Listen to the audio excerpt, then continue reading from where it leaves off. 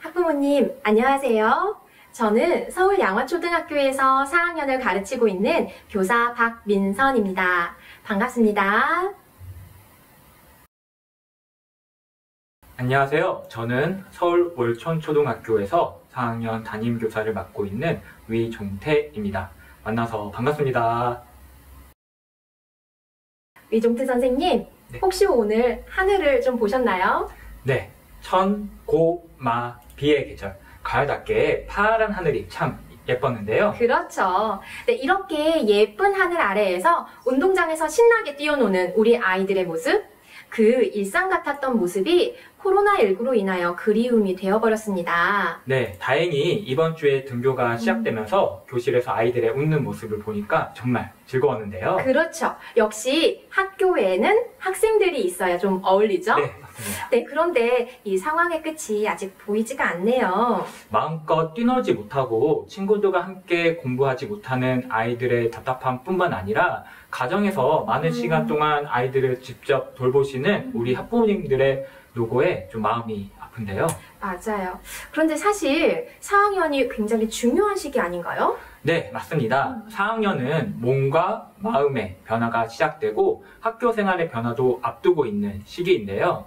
네, 그래서 오늘 저희가 이런 시간을 마련하였습니다. 네, 평소에 학부모님들께서 궁금해하시던 자녀의 학습 지도, 생활 지도뿐만 아니라 온라인 수업이라는 특별한 상황에서 저희가 조금이라도 도움을 드리고자 고학년을 준비하자 4학년 생활이라는 주제로 학부모 연수를 준비해보았습니다. 네, 더 나아가 학부모님들과 소통하는 시간을 마련하여 길어지는 코로나 상황에서 가정과 학교가 함께 나아갈 길을 모색하는 뜻깊은 시간이 되기를 기대해봅니다. 그래서 오늘 몇 가지 주제를 가지고 모두 함께 소통하는 시간을 가지고자 합니다.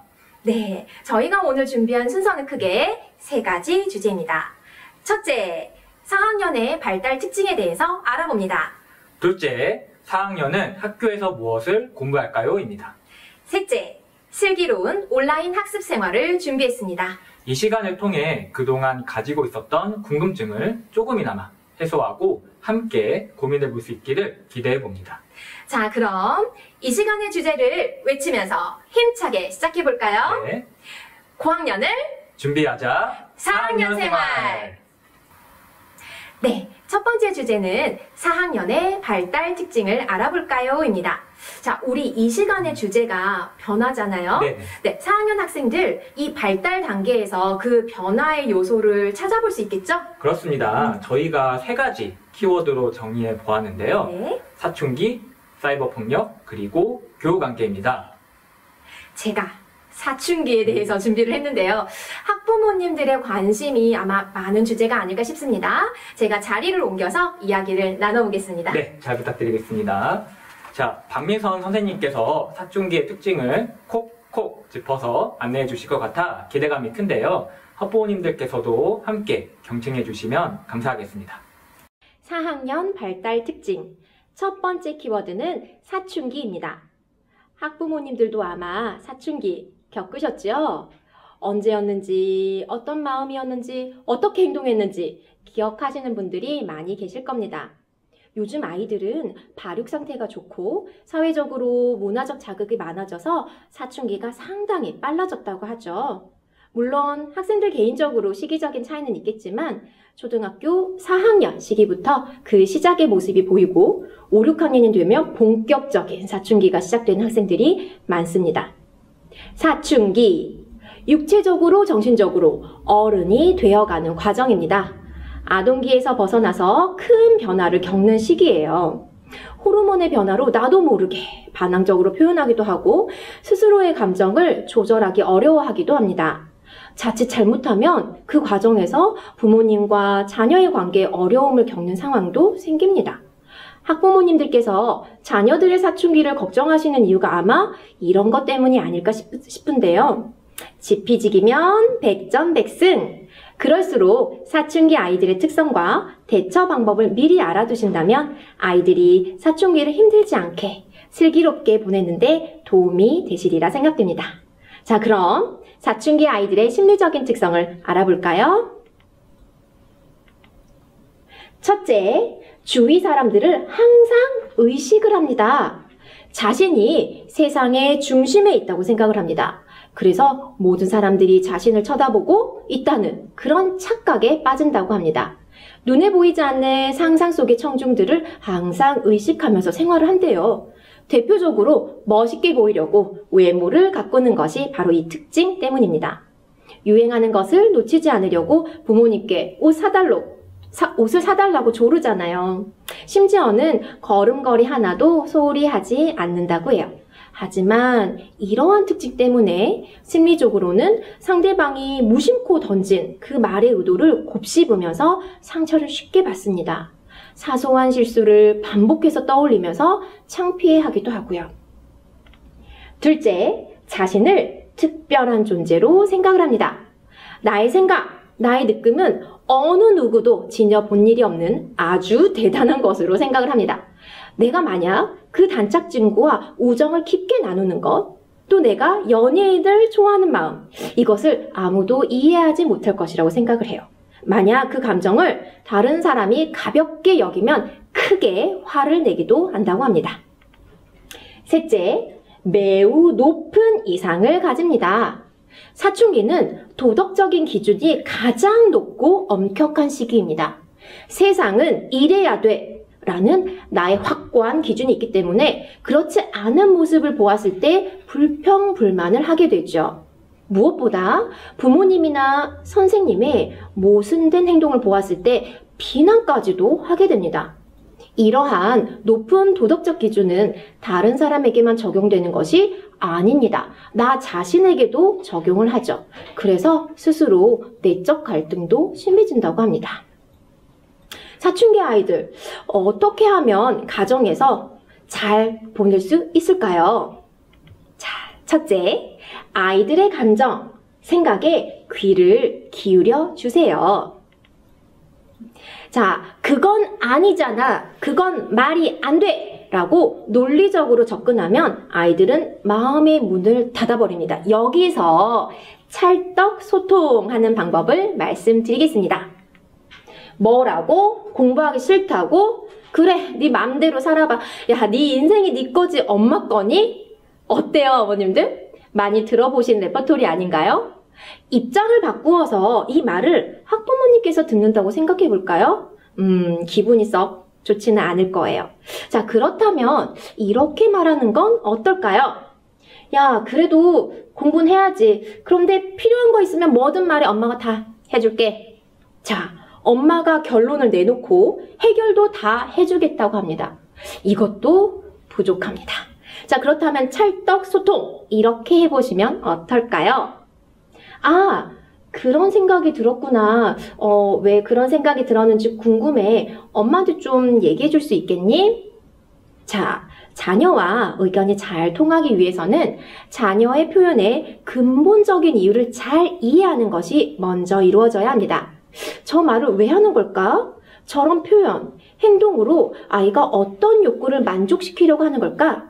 이러한 점을 부모님께서 생각하시고 아이들이 부모님을 친구나 상담자처럼 편안하게 다가갈 수 있도록 속을 털어놓을 수 있도록 찰떡 소통을 해보시기 바랍니다. 둘째, 합리적이고 일관적인 모습을 보여주어 불필요한 갈등을 피해야 합니다. 사춘기는 항상 따질 준비가 되어 있습니다. 부모님이 상황에 따라 바꾸면 비난의 화살은 부모님께 오겠지요.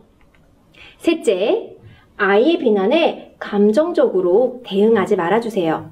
감히 어른에게, 감히 부모님에게 저렇게 엇나가다가는 큰 문제 생기겠다 라고 생각하시고 아이에게 화를 내실 수 있습니다. 하지만 정말 아이가 어른을 무시해서 그런 말을 했을까요? 그 말을 들었을 때 당장은 섭섭하시더라도 잠시 마음을 고르고 생각해보면 자녀가 몰라서 하는 말과 행동이 아니었다면 너무 섭섭해하거나 불안해하지 않아도 됩니다. 그냥 사춘기인 거라서 그런 것이다 라고 생각하면 조금 더 편안해지실 수 있습니다. 넷째, 실수를 인정하고 인간적인 모습을 보여주세요. 부모님은 완벽할 수 없습니다. 마음을 열고 때로는 자연스럽게 사과도 하고 그러면 아이들도 마음을 열어줍니다. 마지막 5번째, 아이만의 세계를 인정하는 여유를 가져보세요. 아이가 때론 감추기도 하고 거짓말도 하죠. 어른 입장에서는 사실 다 보입니다. 하지만 그것을 하나하나 들춰내고 틀린 것을 가르쳐 주려고 하지 않는 것이 좋습니다. 부모님이 모두 다 아는 것처럼 아이의 심리를 들춰내면 아이들은 점점 부모님과 대화를 하지 않으려고 할 것입니다. 부모님께서 너 왜 말을 안 했어? 라고 물으면 아니 어차피 엄마 아빠 다 알잖아. 내가 말할 필요가 없지 라고 반응을 보일 것입니다. 적당히 눈 감아주되 네가 더 이야기하고 싶을 때 이야기하자 라는 태도로 기다려주는 것이 좋습니다. 그래야 너무 멀리도 너무 가까이도 아닌 적당한 시점에서 사춘기를 안전하게 겪어낼 수 있습니다. 지금까지 사춘기의 심리적 변화를 살펴보았는데요. 이제부터서는 몸의 변화에 대해 얘기를 나누어 보고자 합니다. 성호르몬의 분비로 인하여 신체적인 변화가 생깁니다. 부모님들께서는 아직 자녀들을 마냥 우리 애기 이렇게 생각하실 수 있어요. 저도 좀 그렇거든요. 근데 아이들이 신체 변화가 있는지 잘 살펴보시는 게 좋습니다. 만약에 신체 변화가 있다, 그러면 부모님들께서 필요한 속옷이나 생활용품을 미리 준비해 주시는 것도 아이들에게는 급격한 변화에 대한 혼란 속에서 안정을 찾는 데 도움이 될 수 있습니다. 이것과 관련해서 성교육을 어떻게 해야 하는지 궁금해하시는 학부모님들도 많이 계시죠? 그럼 가정에서 가장 적절한 성교육 시기는 언제일까요?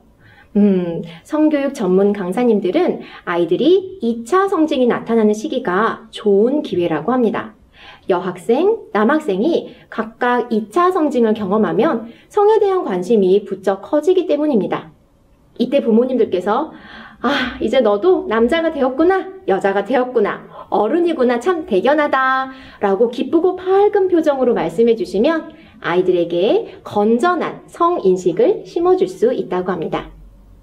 요즘 아이들은 사실 유땡땡 영상, 또 게임 사이트, 각종 사이트의 댓글들을 통해서 성과 관련된 왜곡된 용어들을 많이 접하죠. 그게 정확한 무슨 뜻인지도 모르고 유행어처럼 그런 표현들을 사용하는데요. 반드시 그 개념을 바로 잡아주셔야 합니다. 그 표현은 누군가를 비하하거나 희롱하는 것이기 때문에 성에 대한 옳은 표현이 아니다 라고 분명히 알려주셔야 됩니다.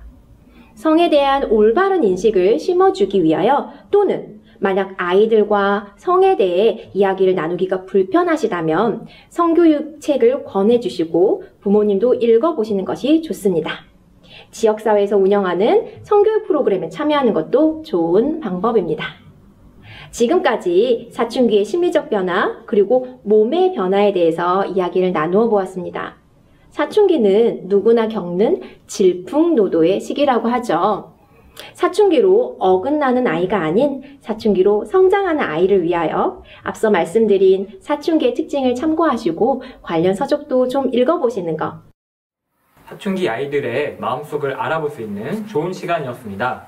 저도 뒤돌아보니 사춘기 때가 생각이 나서 고개를 끄덕이기도 했는데요. 아니, 선생님도 사춘기를 겪으셨나요? 네, 저도 당연히 사춘기 과정을 겪었는데요. 저는 말씀하신 부분 중에서 항상 주위 사람을 의식한다는 특징이 기억에 남았어요. 이것 때문에 사소한 말도 곱씹어서 상처를 받는 것이요.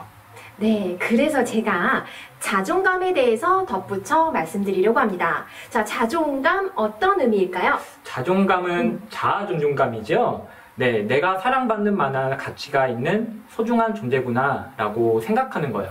그렇죠. 내가 목표를 이뤄낼 수 있는 유능한 사람이라고 믿는 그런 마음을 의미합니다. 이 자존감은 학업 성취, 리더십, 위기를 대처하고 극복하고 또 나아가 인간관계 이렇게 많은 삶의 영역에 영향을 미칩니다. 네, 그러면 이러한 자존감은 어떻게 형성이 되나요? 우리 아이들은요, 네. 가정에서 부모님의 어떤 반응, 태도, 말, 행동을 자신의 내부에 쌓아놓으면서 나의 유능감, 또 믿음을 만들고 자존감으로 형성을 합니다. 자, 칭찬과 인정을 받은 아이는 어떻게 느낄까요? 그 기쁜 감정이 힘이 돼서 다음에도 무엇이든 시도해보려고 하는 것 같아요. 그렇죠. 자, 그런데 반면에요, 야단을 맞고 비난을 받으면요. 당연히 다음엔 기회가 있더라도 그거를 시도하려고 노력하지는 않을 것 같아요. 네, 마음이 굉장히 아픕니다. 자, 만약에 스스로 할 기회를 뺏긴 아이는요? 나 스스로 무엇을 할 수 있는 사람이라고 생각하지는 못할 것 같아요. 아까 찰떡소통에서 말씀하신 엄마가 다 해줄게 라는 표현이 생각났네요. 그렇습니다. 네, 조금 전 제가 사춘기 자녀를 지혜롭게 대처하는 방법 5가지를 말씀드렸는데요. 꼭 사춘기가 아니더라도 자녀의 자존감을 높이기 위한 방법과도 관련이 있습니다. 그리고 부모님의 자존감을 높이는 것도 중요합니다. 부모님은 자녀의 롤모델이니까요. 네, 지금 선생님께서 말씀해주신 팁들이 우리의 사춘기를 앞둔 4학년 학부모님들에게 아주 많은 도움이 되지 않을까 싶은데요. 네, 이제는 우리 선생님께서 준비하셨죠? 네, 저는 사이버 폭력과 교우 관계에 대해 이야기를 한번 해보고자 합니다. 네, 맞아요. 이 4학년 시기에 친구들과의 사이가 더욱 가까워지는 모습이 보이죠? 우리 위종태 선생님, 네. 자리를 이동하셔서 계속 이야기를 부탁드립니다. 네, 사이버 폭력을 다루어 주신다고 하니까 자녀들의 핸드폰 사용 지도에도 도움이 되실 것 같습니다. 선생님, 준비되셨죠? 네, 그럼 카메라를 넘겨보겠습니다. 웹툰, 모바일 게임. 아이들이 스마트폰을 이용할 때 가장 선호하는 것들인데요. 이 3가지의 공통점은 무엇일까요? 여러 가지가 있겠지만 저는 재미있는 것이라고 표현하고 싶습니다. 재미가 있기 때문에 시간 가는 줄 모르고 유튜브를 시청하거나 웹툰을 보거나 게임을 하게 되는데요. 아이들의 경우 자기 통제력이 성인보다 부족하기 때문에 부모님의 적절한 지도가 없다면 스마트폰에 쉽게 중독될 수 있습니다. 따라서 스마트폰 사용 시간을 아이 스스로 조절할 수 있는 자기 통제력을 길러주어야 하는데요. 어떻게 하면 자기 통제력을 길러줄 수 있을까요? 그 방법을 몇 가지 소개해 드리도록 하겠습니다. 첫 번째, 사용 규칙을 아이와 함께 정하는 것입니다. 아이 입장에서 부모님이 만든 규칙을 일방적으로 통보받았을 때는 규칙을 따라야 한다는 마음보다 내가 왜 이 규칙을 지켜야 하지? 라는 반항심이 더 들게 되는데요. 따라서 아이의 의견을 존중하면서 규칙을 만들어 나가는 것이 필요합니다. 다만 아이가 무리한 요구를 할 경우에는 그냥 안 돼! 라고 하기보다 왜 안 되는지 그 이유를 함께 설명해 주셔야 합니다. 예를 들어 자기 전에 사용할게요 라고 말하는 경우 스마트폰에서 나오는 빛이 수면을 방해하기 때문에 잠을 제때 잘 수 없게 돼. 그래서 다른 시간에 사용하면 좋겠구나 라고 말씀해 주시는 것이 좋습니다. 그리고 하루에 2시간 이상, 일주일에 14시간 이상 디지털 기기에 노출되면 뇌 발달에 지장을 초래한다고 합니다. 하루 2시간을 초과하지 않도록 스마트폰 사용 시간을 정하는 것이 필요합니다. 마지막으로 정한 규칙에 대한 엄격하고 일관성 있는 모습이 필요합니다. 사실 저는 이 부분이 가장 중요하다고 보는데요. 아이와 함께 정한 규칙에서 예외가 있으면 안 됩니다. 시험을 잘 봤으니까 오늘은 마음껏 사용하렴. 딱 오늘만 시간 초과하는 거를 허용하는 거야 라는 식으로 예외사항을 자꾸 만들어 주신다면 아이들은 스마트폰 사용 규칙을 점점 지키지 않게 됩니다. 어떤 상황에서든 일관성 있는 모습을 보여주세요. 부모님이 일관성 있는 모습을 보여주실 때 아이들은 규칙을 더 잘 지키게 됩니다. 두 번째, 개방된 공간에서 스마트폰을 사용하게 하는 것이 좋습니다. 방과 같이 폐쇄된 공간에서 스마트폰을 사용하는 것보다 거실과 같은 개방된 공간에서 스마트폰을 사용한다면 부모님 몰래 밤늦게까지 스마트폰을 사용하는 일이 줄어들게 됩니다. 이는 컴퓨터를 사용할 때도 마찬가지인데요. 거실에 컴퓨터를 두고 가족이 함께 이용한다면 시간을 초과해서 컴퓨터를 사용하거나 유해 사이트에 몰래 접속하는 일도 줄어들게 됩니다. 단, 개방된 공간에서 스마트폰을 사용하기로 규칙을 정한 경우 부모님도 이 규칙을 함께 지켜주시는 것이 좋습니다. 다소 불편한 점이 있겠지만 아이 혼자 지키는 규칙보다 가족이 함께 지키는 규칙이 더 효과적이기 때문입니다. 세 번째, 아이가 스마트폰 사용 규칙을 잘 지킨다면 아낌없는 칭찬과 격려를 해 주셔야 합니다. 어른도 스마트폰을 통제하여 사용하기 어렵습니다. 저만 해도 스마트폰을 통제한다고는 하지만 많이 사용하게 되는데요. 더욱이 아이들은 이 스마트폰을 이용하는 게 더 힘들겠죠, 조절하기가. 그래서 아이가 스마트폰을 약속대로 사용한다면 반드시 칭찬을 해 주셔야 됩니다. 아이의 변화된 모습을 기특하게 여기면서 꾸준히 칭찬하고 또 격려해 주세요. 만약 아이가 스마트폰 사용하는 규칙을 지키지 않는다면, 화면이 넘어갔네요. 만약 아이가 스마트폰 사용 규칙을 지키지 않을 경우에는 지적하기보다 규칙을 스스로 떠올리도록 하는 것이 좋습니다.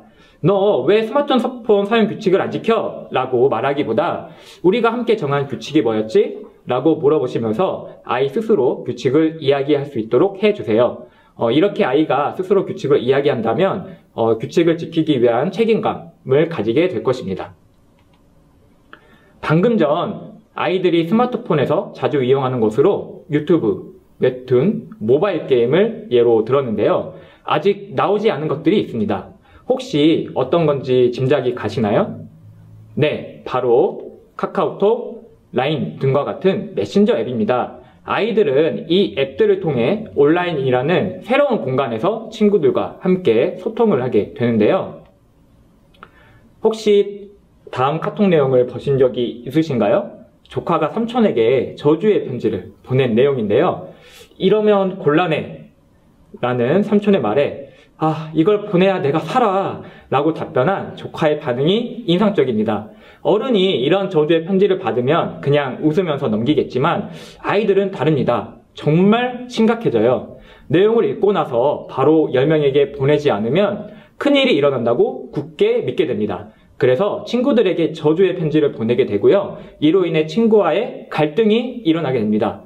제가 초등학교 5학년 아이들을 지도하면서 실제로 경험했던 일인데요. 첫 단추를 잘 끼워야 한다는 말처럼 메신저 앱을 처음 접하는 아이들에게 부모님께서 큰 관심을 가지고 앱을 바르게 사용할 수 있도록 지도해 주시는 것이 필요합니다. 그렇다면 어떤 내용을 가지고 어떻게 지도해야 할까요? 첫 번째로 단톡방에 대한 경각심을 가지게 해야 합니다.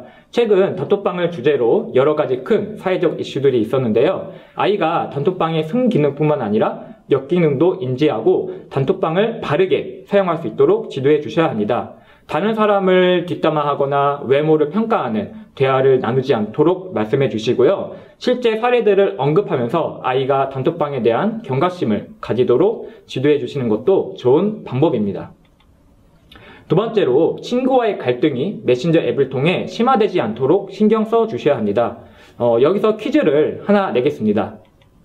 다음 초성은 무엇을 의미할까요? 5초 후에 정답을 공개하도록 하겠습니다. 혹시 어떤 의미일지 짐작이 가시나요? 힌트로는 여기 화면에 힌트가 있는데요. 정답은 바로 강서양천 교육지원청 학부모 연수입니다. 친구와 싸우고 나서 화를 가라앉히지 못하고 상태 메시지에 이렇게 우리가 알 수 없는 의미 불명의 초성으로 그 친구를 욕하는 말을 입력해 놓는 경우가 종종 있는데요. 심할 경우에는 특정한 한 명을 대상으로 여러 명이서 단체로 이렇게 똑같은 내용의 초성력을 입력하기도 합니다. 이처럼 오프라인 공간에서 생긴 갈등 상황이 온라인 공간으로 확대된다면 아이들 간에 생긴 갈등은 걷잡을 수 없을 정도로 커지게 됩니다. 따라서 친구와 갈등이 생기더라도 온라인 공간에서 그 친구를 욕하면서 감정을 표출하는 행동을 하지 않도록 지도해 주시는 것이 필요합니다. 자, 다음으로 세 번째에 대해서 알아볼 건데요. 카따, 데카, 카톡 감호, 카톡 방폭이란 말 혹시 들어본 적이 있으신가요? 카카오톡을 활용하여 누군가를 왕따 시키는 것을 카따라고 하고, 특정 학생을 카톡방에 초대한 뒤 단체로 욕을 퍼붓는 것을 떼카라고 합니다. 카톡 감옥은 피해 학생이 카톡방을 나가도 계속 초대하면서 괴롭히는 것이고, 한꺼번에 카톡방을 나가 버려서 한 학생만 남게 하는 것이 카톡 방폭입니다. 이러한 행위 모두 사이버 폭력에 해당되는데요. 최근 3년 학교폭력 현황 조사 자료에 따르면 전국 초중고에서 발생한 사이버 폭력 건수가 점차 증가하고 있다고 합니다. 학생들은 그저 재미로 또는 친구들이 하기 때문에 분위기에 휩쓸려서 이러한 행위들을 하게 되는데요. 이런 행위들이 폭력 행위임을 인지하지 못하는 경우가 많습니다. 학교에서 학교폭력 예방 교육을 통해 이러한 부분을 지도하고 있지만, 가정에서도 아이들이 학교폭력, 다시 말해 사이버 폭력에 대한 경각심을 가질 수 있도록 가정에서 함께 지도해 주시는 것이 필요합니다. 네, 좋은 말씀 감사합니다. 네, 강의를 듣고 보니까 사이버 폭력에 대한 경각심을 가지는 것이 꼭 필요한 것 같아요. 맞아요. 그리고 사이버 폭력뿐만 아니라 학교 폭력에도 지속적인 관심을 가져주셔야 되는데요. 자녀가 학교 생활에 대한 고민을 이야기할 때는 담임 선생님과 먼저 상담을 하시고 풀어가시는 것이 좋습니다. 네, 그렇습니다. 가정과 학교가 함께 연계해 나가는 것이 정말 중요하죠. 자, 이제는 교우관계, 즉 그룹핑에 대해서 설명해 주실 차례죠? 네, 고학년이 되면 아무래도 교우관계를 맺을 때 무리를 짓는 성향이 강해지는데요. 저학년 때도 무리를 형성하긴 하지만 일시적이거나 결속력이 그렇게 높지는 않습니다. 하지만 고학년이 되면 무리에 대한 결속력이 높아지고 친구에 대한 집착이 심해지기도 하는데요. 선생님도 학생들을 지도하시면서 이런 경험을 하신 적이 있으신가요? 그렇지요. 저도 고학년 생활지도를 하면서 가장 어려웠던 것이 바로 이 무리짓기였습니다. 특히 여학생들 경우에는 이미 형성된 무리에서 그 변화가 생겨, 멤버가. 네. 그렇게 되면 엄청 민감하게 느끼더라고요. 맞아요. 아이들은 무리를 지으면서 폐쇄적인 성향이 강해지기 때문에 멤버를 그대로 유지하려고 해요. 사실 무리 안에서 갈등이 이렇게 종종 일어나기도 하는데, 이런 무리를 유지하기 위해 감정을 숨기는 상황이 생기기도 하고요. 네네. 그래서 참 듣기만 해도 어려운 거예요. 네.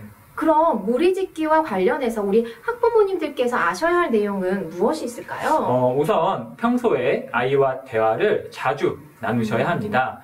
교우관계로 생긴 문제를 부모님에게 알리지 않고 혼자서 끙끙 앓는 친구들이 생각보다 많아요. 맞아요, 많아요. 저도 아이들과 상담을 했을 때 엄마 아빠한테는 비밀로 해주세요. 네, 이런 친구들이 종종 있었거든요. 네, 그런데 아이와 대화를 평소에 많이 나누신 학부모님은 아이의 변화를 쉽게 알아차릴 수 있는데요.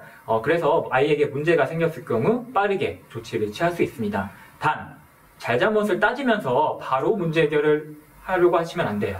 그럼 아이의 그 상처받은 마음을 이렇게 보듬어 주는 거, 이게 굉장히 중요하겠네요. 네, 정말 중요한 말씀을 해주셨습니다.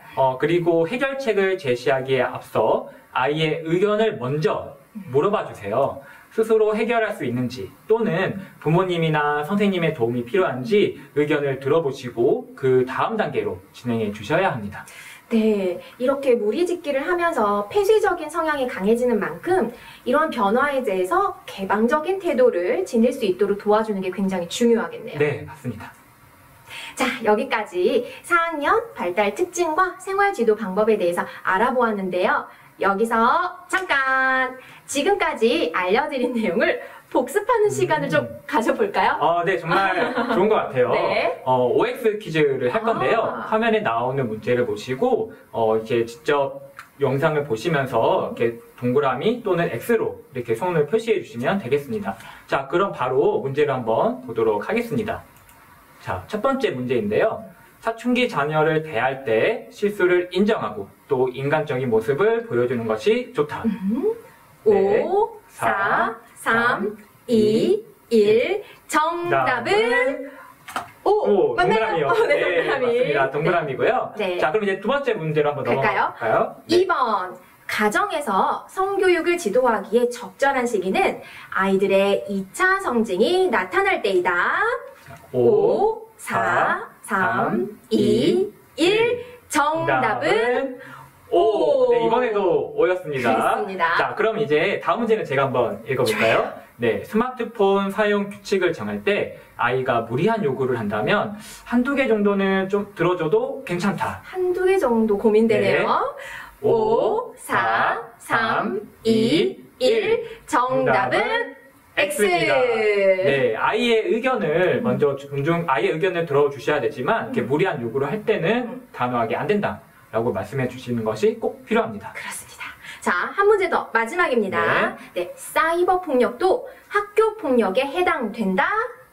5, 4, 3, 2, 1. 정답은 O. 네, 맞습니다. 지금 채팅창을 보니까 또 어머나. 이렇게 적극적으로 참여를 해주고 계시는데요. 네, 우리 학부모님들 참여도가 매우 뛰어나십니다. 감사합니다. 감사합니다. 자, 이 기세를 몰아서 네. 다음 단계로 넘어가도록 하겠습니다. 네, 그 전에 네. 저희가 사전 질문을 받아봤잖아요. 맞아요. 네, 사전 질문을 살펴보니까 4학년 교육과정에서 배우는 내용이 무엇인지 그리고 꼭 알아야 할 내용은 무엇인지 궁금해하시는 학부모님들이 참 많으셨어요. 네, 그래서 준비했습니다.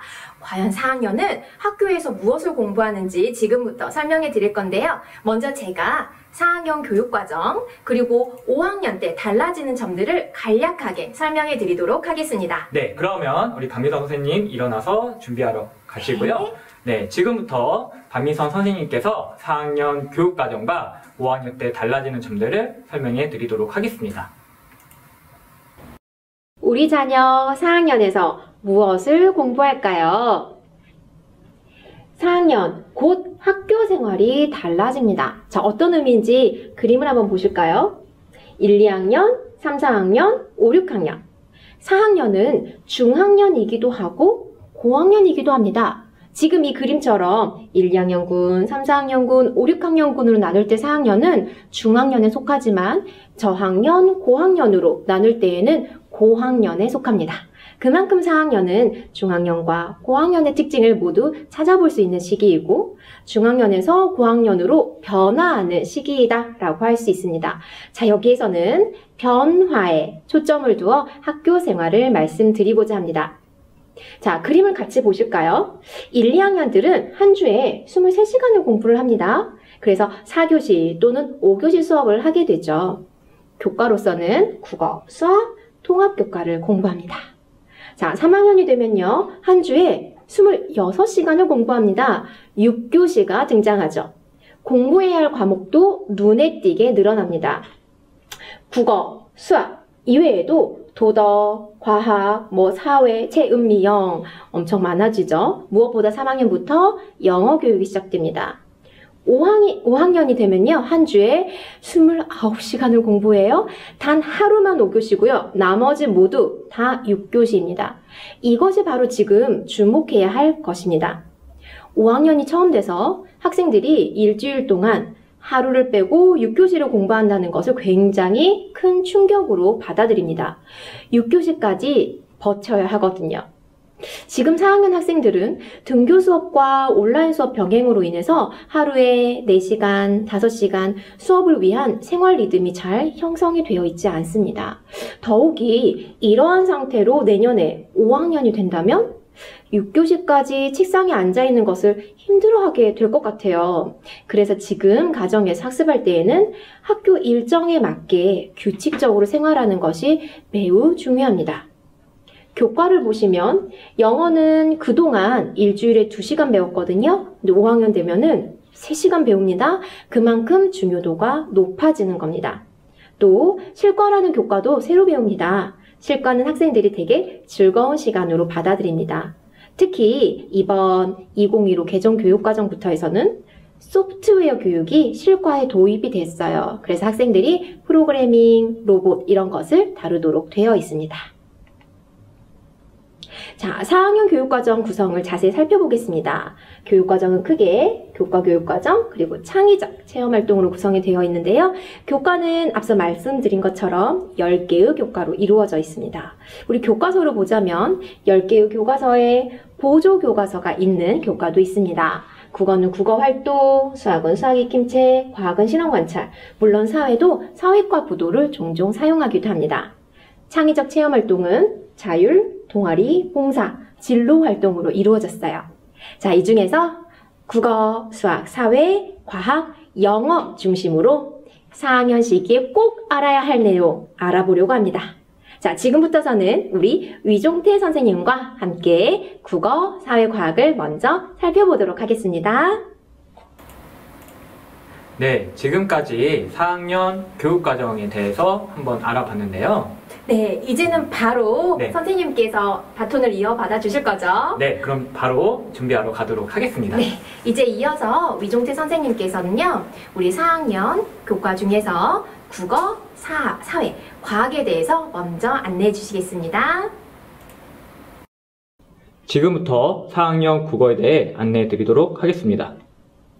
우선 초등 4학년 시기의 국어 능력 발달 특성에 대해 알아보겠습니다. 첫 번째로 논리적 사고가 발달하고 자기중심적인 사고가 점차 줄어들게 됩니다. 그리고 다른 사람과 의사소통할 때도 자기중심 성향에서 벗어나 듣는 사람에 맞도록 말을 조절하고 사회화된 언어를 사용하게 됩니다. 마지막으로 음독에서 묵독으로 넘어가는 시기인데요. 읽기를 통한 학습이 시작되는데 긴 문장을 의미 중심으로 끊어 읽거나 유창하게 읽는 능력이 향상됩니다. 그리고 이를 바탕으로 어휘력 또한 폭발적으로 확장됩니다. 자, 그렇다면 이러한 국어 능력 발달 특성에 기반하여 4학년 국어에서는 어떤 내용을 배우는지 구체적으로 살펴보도록 하겠습니다. 학생들은 국어 시간에 듣기 말하기, 읽기, 쓰기, 문법, 문학 총 5가지 영역을 배우게 됩니다. 그럼 각 영역별 핵심 성취 기준을 바탕으로 4학년 국어에서 꼭 알고 넘어가야 할 내용에 대해 안내 드리도록 하겠습니다. 먼저 듣기 말하기 영역입니다. 회의에서 의견을 적극적으로 교환한다 라는 성취 기준을 바탕으로 4학년 1학기 6단원에서 회의 절차와 규칙을 배운 다음 2학기 3단원에서 예절을 지키며 회의하는 내용을 학습하게 됩니다.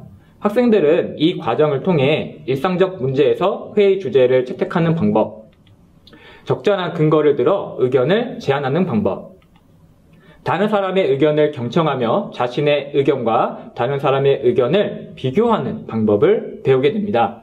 이 성취 기준에 도달해야 5, 6학년 국어 토익, 토론 활동을 원활하게 할 수 있게 되는데요. 따라서 가정에서 가족회의를 주기적으로 실시하는 것을 적극 추천드립니다.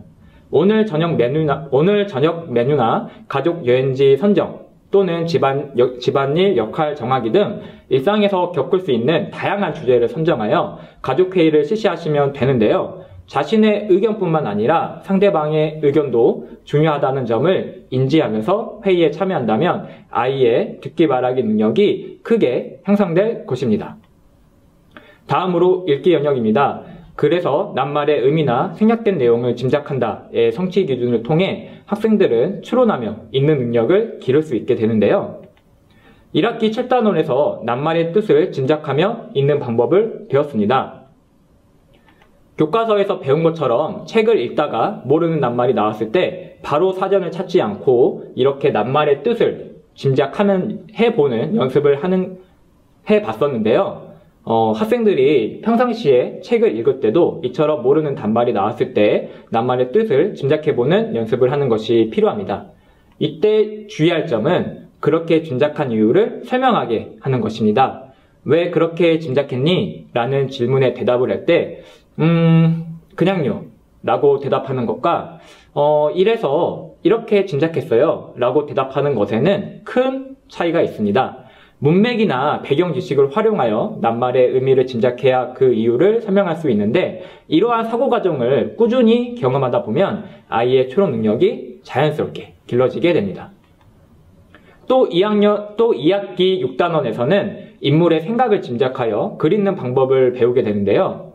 글을 읽을 때 날개 문제를 적극 활용하는 것이 중요합니다. 날개 문제는 글을 짐작하며 읽을 수 있도록 도와주는 역할을 하는데요. 앞서 말한 것처럼 왜 그렇게 짐작했는지 생각하며 날개 문제의 답을 적다 보면 추론 능력이 길러지게 됩니다. 여기서 더 나아가 날개 문제에 직접 날개 문제를 직접 만들어 보는 활동을 하는 것도 좋습니다. 다음으로 쓰기 영역입니다.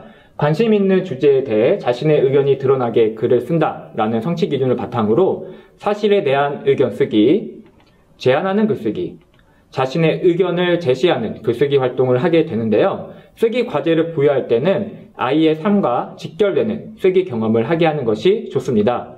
그래서 앞서 말한 듣기 말하기 영역, 그리고 읽기 영역과 연계하여 글쓰기 활동하는 것을 추천드립니다. 예를 들어 가족 회의를 하고 나서 자신이 말했던 의견을 글로 정리하여 제안하는 글을 작성할 수 있습니다. 또는 책을 읽으면서 짐작했던 의견을 근거로 들어가며 글로 써보는 활동을 할 수 있는데요. 한 문장이라도 좋습니다. 이렇게 글 쓰는 습관을 가지다 보면 아이들의 쓰기 능력이 크게 향상될 수 있을 것입니다. 다음으로 문법 영역입니다. 기본적인 문장의 짜임을 이해하고 사용한다 라는 성취 기준을 바탕으로 문장의 짜임에 대해 배우게 되는데요. 1학기 8단원에서는 문장의 짜임에 대해 알아보고 2학기 5단원에서 문장의 짜임에 맞게 말하는 활동을 하게 됩니다. 누가 무엇이 어찌하다의 형태를 배우게 되는데 용어의 개념을 지도하기보다는 여러 가지 예시 자료를 활용하여 문장의 짜임을 이해하도록 지도하는 것이 좋습니다.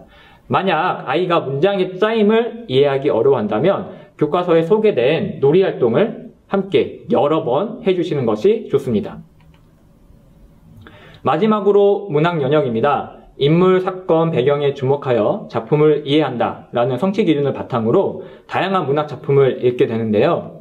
4학년 2학기 4단원에 수록되어 있는 사라, 버스를 타다 라는 작품의 경우 9쪽 분량으로 되어 있습니다. 수업 시간에 읽기엔 다소 부담스러운 분량인데요. 인물, 사건, 배경에 주목하며 작품을 온전히 이해하기 위해서는 수업 시간 전에 본문의 글을 먼저 읽어보는 습관을 가지는 것이 필요합니다. 그리고 작품을 읽고 나서 질문을 만들어보는 활동도 굉장히 중요한데요. 왜 그럴까? 라는 생각을 가지고 작품을 읽는 것과 아무 생각 없이 작품을 읽는 것에는 큰 차이가 있습니다. 항상 의문을 가지고 작품을 읽을 수 있도록 지도해 주세요. 그리고 5, 6학년 교과서에는 지문의 길이가 3, 4학년보다 더 길어지게 되는데요. 5학년 2학기 7단원에 수록된 존경합니다 선생님 작품은 13쪽의 분량을 가지고 있습니다. 분량이 길어지고 수록된 어휘도 어려워지기 때문에 평소에 독서 지도를 하시는 것이 좋은데요. 독서 지도 방법에 대해서는 이따가 박민선 선생님과 함께 이야기를 나누며 안내해 드리도록 하겠습니다. 자, 이제 사회 과목에 대해서 안내해 드리도록 하겠습니다. 먼저 사회 과목의 구성 원리를 살펴볼 건데요. 첫 번째로 환경확대법의 적용을 들 수 있습니다. 다소 어려운 말인데요. 환경확대법은 범위와 계열이 학년이 높아지면서 환경이 확대되는 방식으로 구성하는 원리를 말합니다. 3, 4학년 때는 아이들이 우리 고장과 지역사회에 대해서 배웠다면 5, 6학년 때에는 더 나아가 국가와 지구촌에 대해 배우게 됩니다. 두 번째로 교육과정의 지역화를 들 수 있습니다. 학습자가 살고 있는 지역의 자원과 소재를 활용하여 학습 내용을 구성하는 것을 교육과정의 지역화라고 하는데요. 현재 아이들은 서울의 생활이라는 보조 교과서를 함께 사용하면서 서울이라는 지역에 대해 더 자세히 배우고 있습니다. 마지막으로 주제를 중심으로 영역 간 내용을 통합하여 학습하게 되는데요. 여기서 말하는 영역은 일반사회, 역사, 지리 등이 들어가게 됩니다. 예를 들어 4학년 1학기에 지역이라는 공간을 주제로 지리 영역인 지역의 위치와 특성, 역사 영역인 우리 지역의 역사, 일반 사회 영역인 지역의 공공기관과 주민 참여를 학생들이 배우게 됩니다. 자, 그러면 지금부터 단원을 살펴보면서 학생들이 꼭 알아야 할 내용에 대해 소개하도록 하겠습니다. 먼저 1학기를 살펴보겠습니다. 1단원에서는 지역의 위치와 특성에 대해 배우는데요. 아이들은 이 단어를 통해 방위표, 기호와 법례, 축척, 등고성과 같은 지도의 기본 요소를 정확하게 이해하고 이를 실제 생활에 활용할 수 있어야 합니다. 예를 들어 설명해 보겠습니다. 교과서 51쪽에는 다음과 같은 지도가 있는데요. 이 지도를 보면서 지도의 기본 요소를 활용하여 다음과 같은 정보를 학생들 스스로 이야기할 수 있어야 됩니다. 제가 예시로 축적, 방위표, 등고선, 기호와 법례가 들어간 문장을 적어봤는데요. 만약 학생이 우리 아이가 이러한 이야기를 하지 못한다면 지도의 기본 요소를 꼭 복습하는 것이 필요합니다. 다음으로 이 단원들은 우리 지역의 중심지와 문화유산, 역사적 인물을 조사 및 답사하고 소개하는 자료 또는 보고서를 만드는 활동으로 구성되어 있습니다. 현재 코로나19로 인해 직접 답사를 가지는 못했었는데요. 아마 대부분의 학교에서 온라인을 통해 조사하는 방법으로 수업을 진행하셨을 것 같습니다. 사실 이 단원에서 가장 중요한 거는 아이가 직접 답사를 해서 직접 체험을 한 다음에 그 체험한 경험을 바탕으로 보고서나 아니면 소개하는 자료를 만드는 건데요. 코로나19 관련 상황이 진정되면 가족이 함께 답사를 가는 경험을 해보는 것도 좋을 것 같습니다.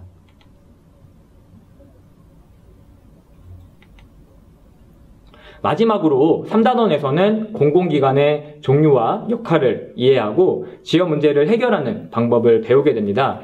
교과서 117쪽의 주제 마무리에 있는 질문에 대답하면서 공공기관의 종류와 역할에 대해 놓치고 있는 부분은 없는지 한 번 더 확인하는 것이 좋겠습니다.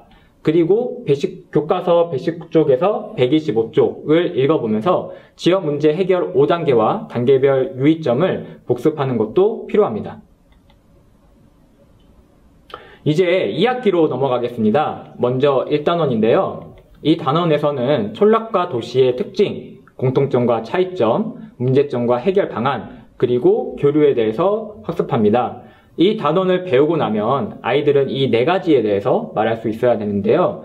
교과서 33쪽에 있는 주제 마무리에서 나와 있는 이 모든 문제에 답을 하면서 내가 이 내용들을 알고 있는지 또는 놓치고 있는지 점검해 보는 것이 좋습니다. 2단원입니다. 자원의 희소성, 경제활동에서 선택의 문제, 시장, 생산, 소비, 지역 간 물자 교환 및 교류를 배우게 되는데요. 지금 제가 말로 이렇게 하는데도 약간 좀 어렵습니다. 특히 아이들 같은 경우는 이 단어들을 굉장히 낯설어하거나 어려워하는데요. 이러한 단어들을 아이들이 이러한 자원의 희소성과 생산, 소비의 개념을 정확하게 이해하는 것이 필요합니다. 다음은 교과서 71쪽에 있는 주제 마무리인데요. 여기에 있는 모든 질문들에 아이들 스스로 답을 할 수 있어야 됩니다. 만약 대답을 못하는 부분이 있다면 반드시 복습을 할 수 있게 해주세요. 마지막 3단원입니다. 사회 변화와 문화의 다양성으로 인해 나타난 모습에 대해 배우는데요. 저출산, 고령화, 정보화, 세계화, 문화, 편견, 차별 등 이 단원에 나오는 용어의 뜻을 정확하게 알고 또 다른 사람에게 설명할 수 있어야 합니다. 아이들이 이 용어에 익숙해지도록 책을 여러 번 읽게 지도해 주시는 것이 필요합니다. 자, 그렇다면 사회 공부를 더 잘할 수 있는 팁을 소개해 드리도록 하겠습니다. 첫 번째로 교과서를 여러 번 중독해라인데요. 축적, 자원의 희소성, 저출산, 편견. 아이들이 한 번에 이해하기 어려운 내용들인데 이와 같이 낯설고 어려운 내용들이 계속 나오기 때문에 아이들은 이제 3, 4학년 때부터 사회 과목을 어려워하고 또 싫어하게 됩니다. 따라서 교과서를 여러 번 읽는 것이 필요한데요. 교과서만큼 학생의 눈높이에서 내용을 잘 설명한 책은 없습니다. 내용이 완벽하게 이해될 때까지 교과서를 읽고 또 읽게 해주세요. 여러 번 읽다 보면 자연스럽게 사회 내용을 잘 이해할 수 있게 됩니다. 둘째, 교과서 찾아보기를 청구하는 것인데요. 찾아보기는 교과서 뒤쪽에 있습니다. 교과서에 나온 단어들이 다 이곳에 모여 있는데요. 그리고 단어 옆에 그 단어가 나온 페이지도 함께 표기되어 있기 때문에 한번 훑어보다가 모르거나 낯선 단어가 나왔을 경우 해당 페이지를 다시 찾아서 그 내용이 무엇인지 다시 확인해 본다면 사회 공부를 하는데 큰 도움이 될 것입니다. 셋째, 노트 정리를 적극적으로 활용해라입니다. 노트 정리를 하면 시간이 걸리고 글 쓰는 일이 귀찮기 때문에 싫어하는 아이들도 있는데요. 선생님이 억지로 시키기 때문에 억지로 작성하는 아이들도 있습니다. 이러한 아이들에게는 교사나 부모님이 관심을 계속 가지지 않으면 노트 정리를 점점 하지 않게 됩니다. 따라서 노트 정리를 하기에 앞서 노트 정리를 하는 이유와 필요성에 대해 알게 해주어야 합니다. 새로운 내용을 배우고 아무것도 하지 않으면 배운 내용을 잃어버리게 되는데요. 우리가 노트 정리를 하는 이유는 배운 내용을 온전히 내 것으로 만들기 위해서입니다. 노트 정리를 하면서 배운 내용을 스스로 정리하는 과정에서 복습이 이루어지고 배운 내용을 오래 기억할 수 있게 됩니다. 특히 낯선 용어와 새로운 내용이 나오는 사회 과목의 경우 노트 정리를 하는 것이 많은 도움이 되는데요. 코네식 노트 필기부터 학습 일지 작성 등 정리 방법에는 여러 가지가 있습니다. 아이가 가장 선호하는 방법대로 노트 정리를 할 수 있도록 지도해 주신다면 아이의 사회 공부에 큰 도움이 될 것입니다. 이제 과학을 같이 살펴보도록 하겠습니다. 다음은 1학기 과학교과서 목차인데요. 보시는 바와 같이 1단원은 탐구 단원으로 구성되어 있습니다. 탐구는 과학학습의 필수적인 요소로 3, 4학년 군에서 기초 탐구 기능을 배우고 이를 바탕으로 5, 6학년 군에서는 통합 탐구 기능을 익히게 됩니다. 교과서에 있는 모든 탐구 활동에는 이러한 탐구 기능들이 적혀 있는데요. 예를 들어 볼까요? 다음은 1학기 3단원과 4단원에 있는 탐구 활동입니다. 오른쪽을 보시면 탐구 활동에 필요한 탐구 기능들이 적혀 있는데요. 탐구 활동별로 요구하는 탐구 기능이 다르다는 것을 확인할 수 있습니다. 아이들이 탐구 기능을 먼저 확인하고 탐구 활동을 하는 습관을 가진다면 이 과정에서 자연스럽게 탐구 기능을 익힐 수 있게 됩니다. 다음은 4학년 1, 2학기의 단원 구성표인데요. 아이들이 각 단원별로 꼭 알아야 할 내용이 무엇인지 그리고 학습 성취 여부를 어떻게 확인할 수 있을지 궁금하실 겁니다. 이것을 어디서 확인할 수가 있을까요? 바로 교과서와 실험 관찰을 통해서 확인할 수 있는데요. 다음은 4학년 2학기 2단원 도입 부분입니다. 여기 있는 왼쪽을 한번 자세히 보도록 할게요. 단원을 학습하면서 해결해 봐요라는 교육과정에 여기 있는 이 질문들은 교육과정의 성취 기준을 의문형으로 제시한 것인데요. 제가 이거를 잘못 눌렀네요. 네. 이 내용만큼은 다시 말해서 이 내용만큼은 아이들이 반드시 알아야 하는 것이라고 할 수 있습니다.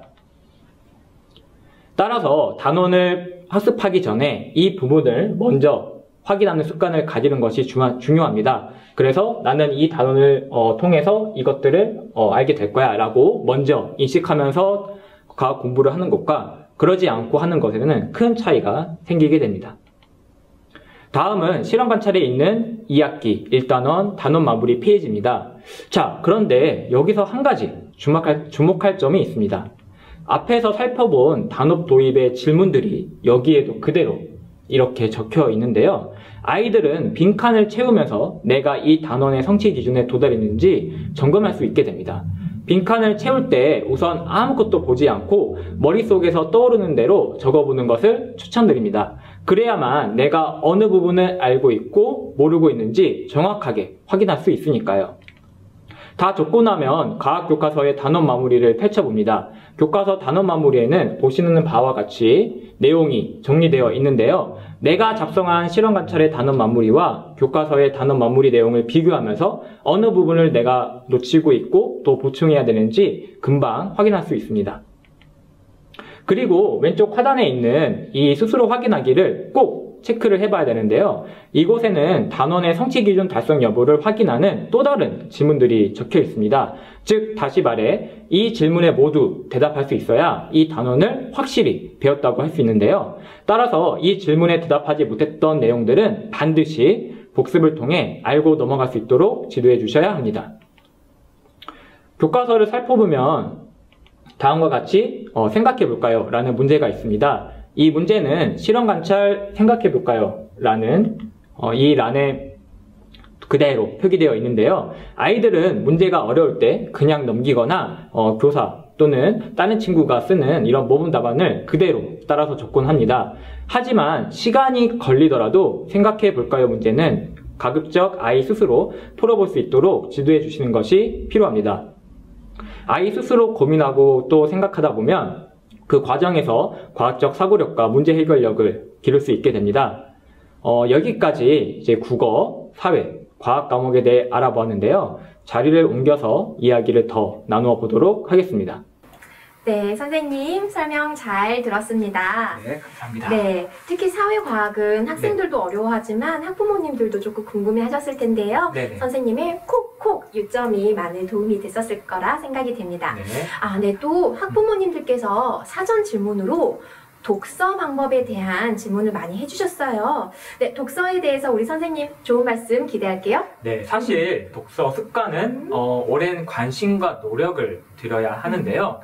아이가 책을 좋아하게 만드는 가장 좋은 방법은 부모님이 아이와 함께 책을 읽으시는 겁니다. 그렇죠. 매일 일정한 장소에 모여서 함께 독서하는 시간을 가지거나 같은 책을 가족이 함께 읽고 책에 대한 이야기를 나누는 것도 좋은 방법이에요. 그렇군요. 그런데 네. 만약에 부모님께서 아이와 함께 책을 읽지 못하시는 상황이면 어떻게 해요?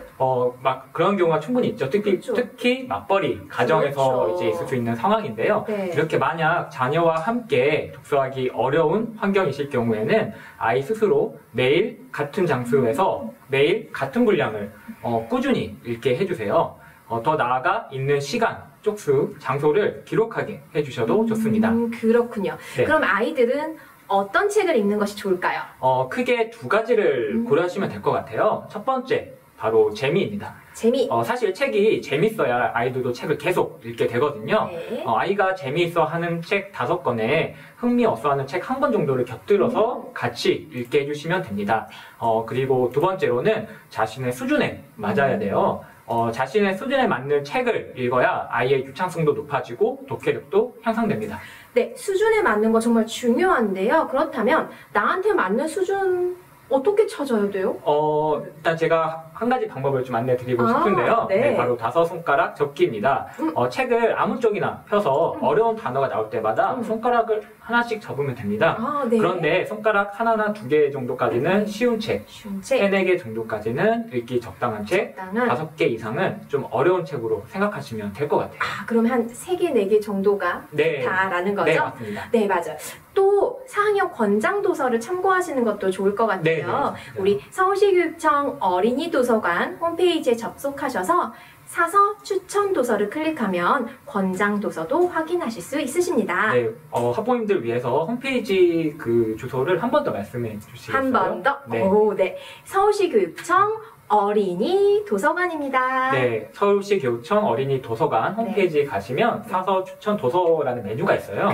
네, 거기서 이제 4학년 권장 도서를 확인하실 수 있고요. 네.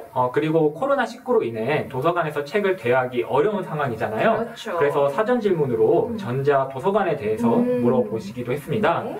이는 이제 서울시 교육청 전자 도서관 홈페이지에 들어가시면 되는데요.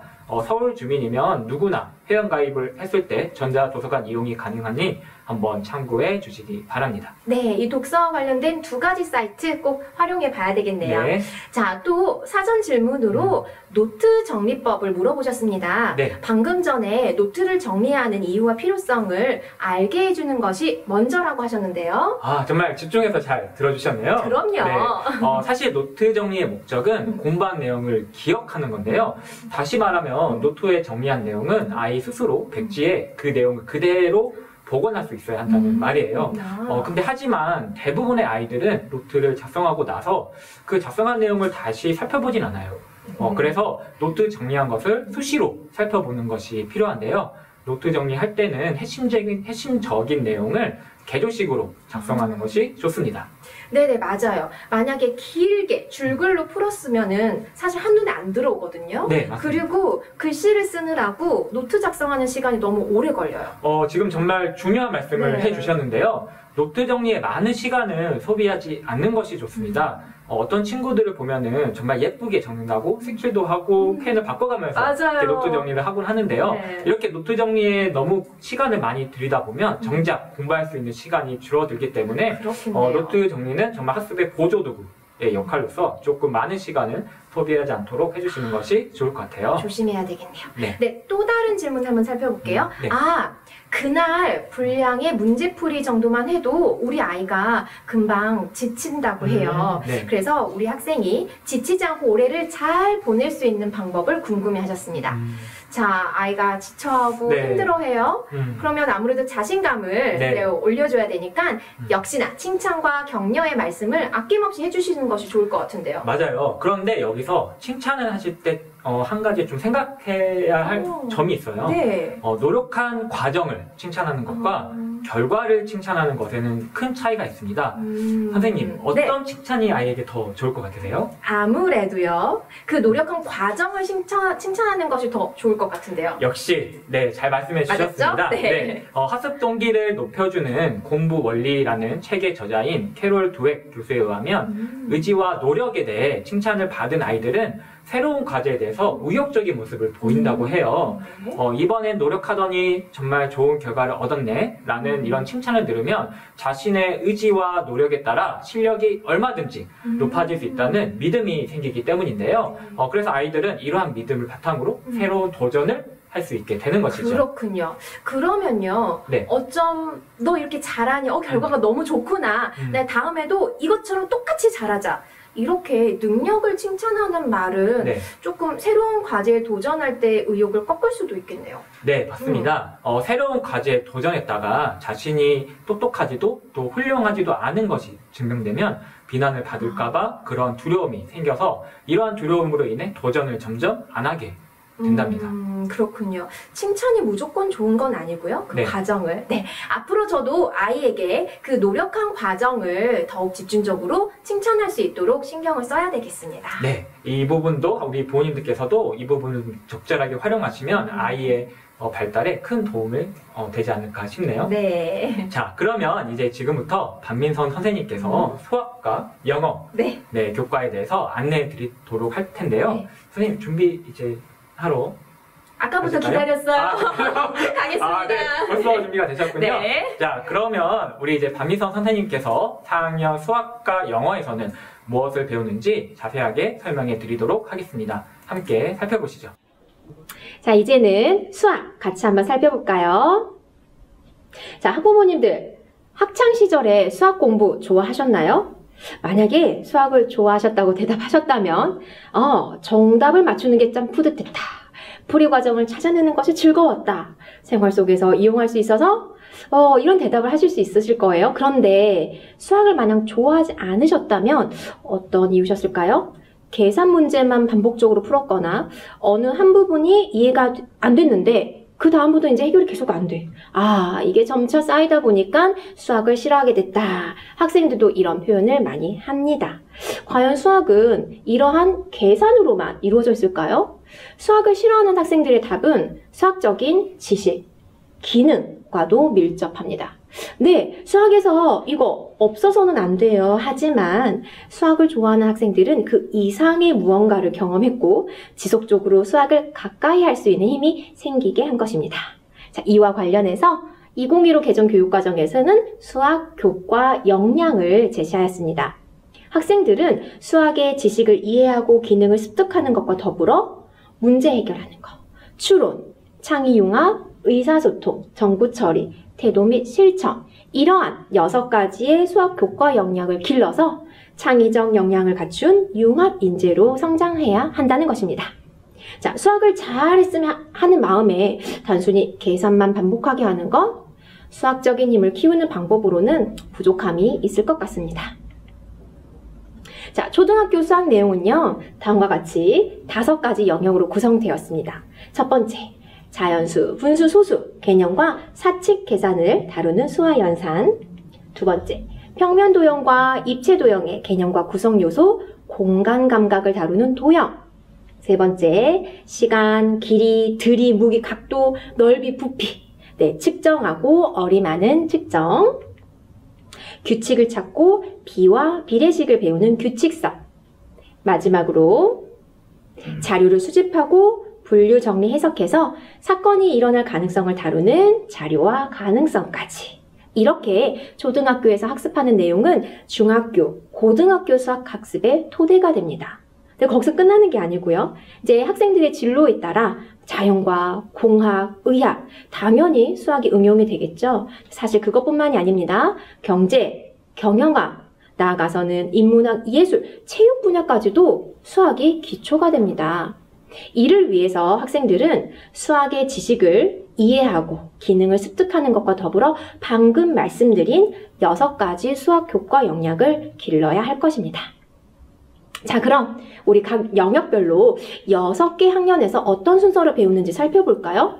지금 이 부분이 사실 중요합니다, 부모님들. 바로 우리 자녀가 수학을 어려워한다면 과연 어느 부분에서부터 채워지지 않았는지 이 계열을 통해서 살펴보실 수 있으시기 때문입니다.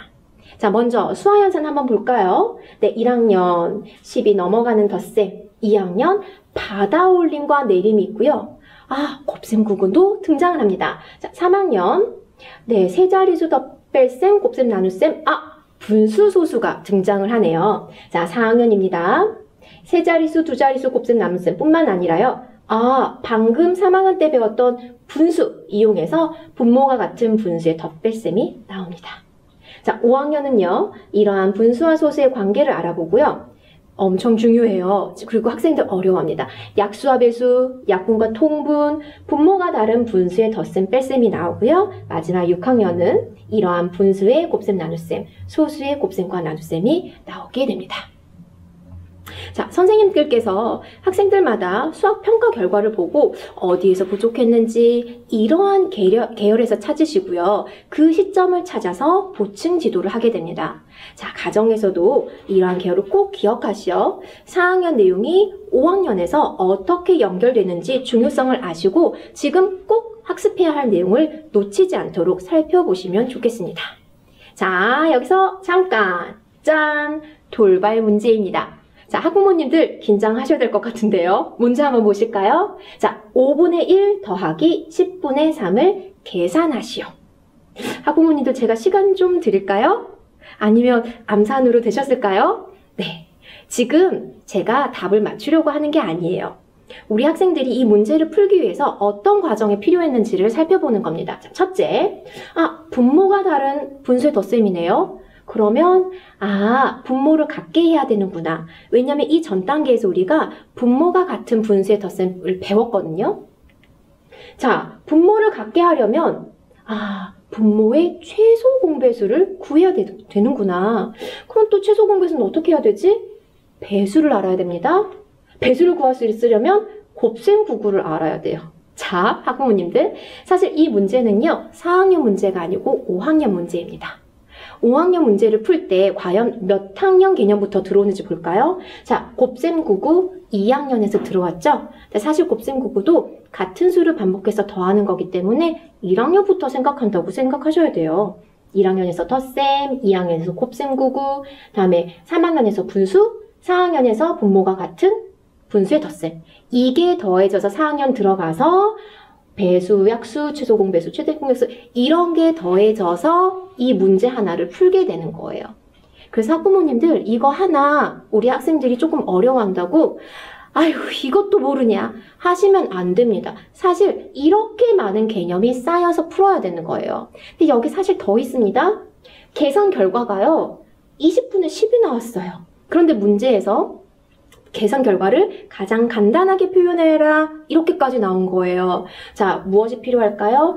약분까지도 필요합니다. 약분을 할 수 있으려면 분자와 분모의 공약수를 찾아서 서로 나눠야 돼요. 와, 이 문제 하나에 숨어있는 개념들 학부모님들 좀 놀라시지 않으셨나요? 자, 다시 한번 말씀드리지만 2학년의 이 문제를 뚝딱 풀 수 있는 게 아닙니다.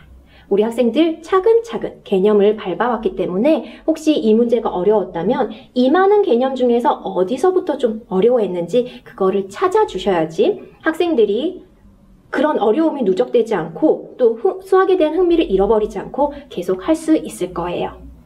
자, 이제는 도형으로 갈게요. 네, 도형은 아까 평면, 입체 도형 이렇게 말씀을 드렸지요. 4학년까지는 평면 도형을 배우고요. 5학년부터서는 이제 입체 도형이 등장을 합니다. 4학년 내용 한번 보실까요? 평면 도형의 이동이 있고요. 자, 여기서 잘 보세요. 삼각형, 사각형이 등장을 합니다.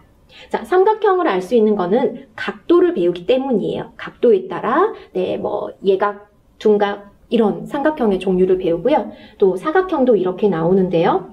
여기에서 학습한 그 사각형의 개념이 5학년에 올라가서 평면 도형의 넓이, 둘레를 측정하는 밑거름이 됩니다. 예를 들어서 평행사변형의 넓이를 구하는 방법을 찾기 위해서 평행사변형이 과연 어떠한 도형을 의미하는지 그 정의와 성질을 이해하게 됩니다.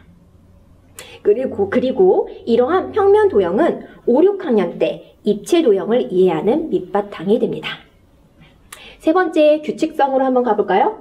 그 전에 측정이 있었네요. 네, 측정 보겠습니다. 네, 측정은 저 옆에 그림을 보시는 것처럼 시간, 길이, 들이, 무게 이런 걸 학습을 하는데요. 4학년 때 각도가 등장을 합니다. 그래서 우리 학생들 각도기 사용하는 거 아마 보셨을 텐데요. 아까 말씀드린 것처럼 이 각도의 이해를 통해서 이등변 삼각형, 예각, 직각, 둔각 삼각형들도 이해하게 됩니다. 같은 학년에서 이루어지는 거예요. 자, 다음은 규칙성입니다. 이 규칙성, 규칙 찾기. 네, 저기 위에 바둑돌 보세요. 저 바둑돌이 어떠한 규칙으로 배열이 됐는지 그거를 설명하고 또 앞으로 예상해서 둘 수 있는 거 학생들이 하시면 됩니다. 자, 4학년에는 이러한 규칙을 수나 식으로 나타나게 됩니다.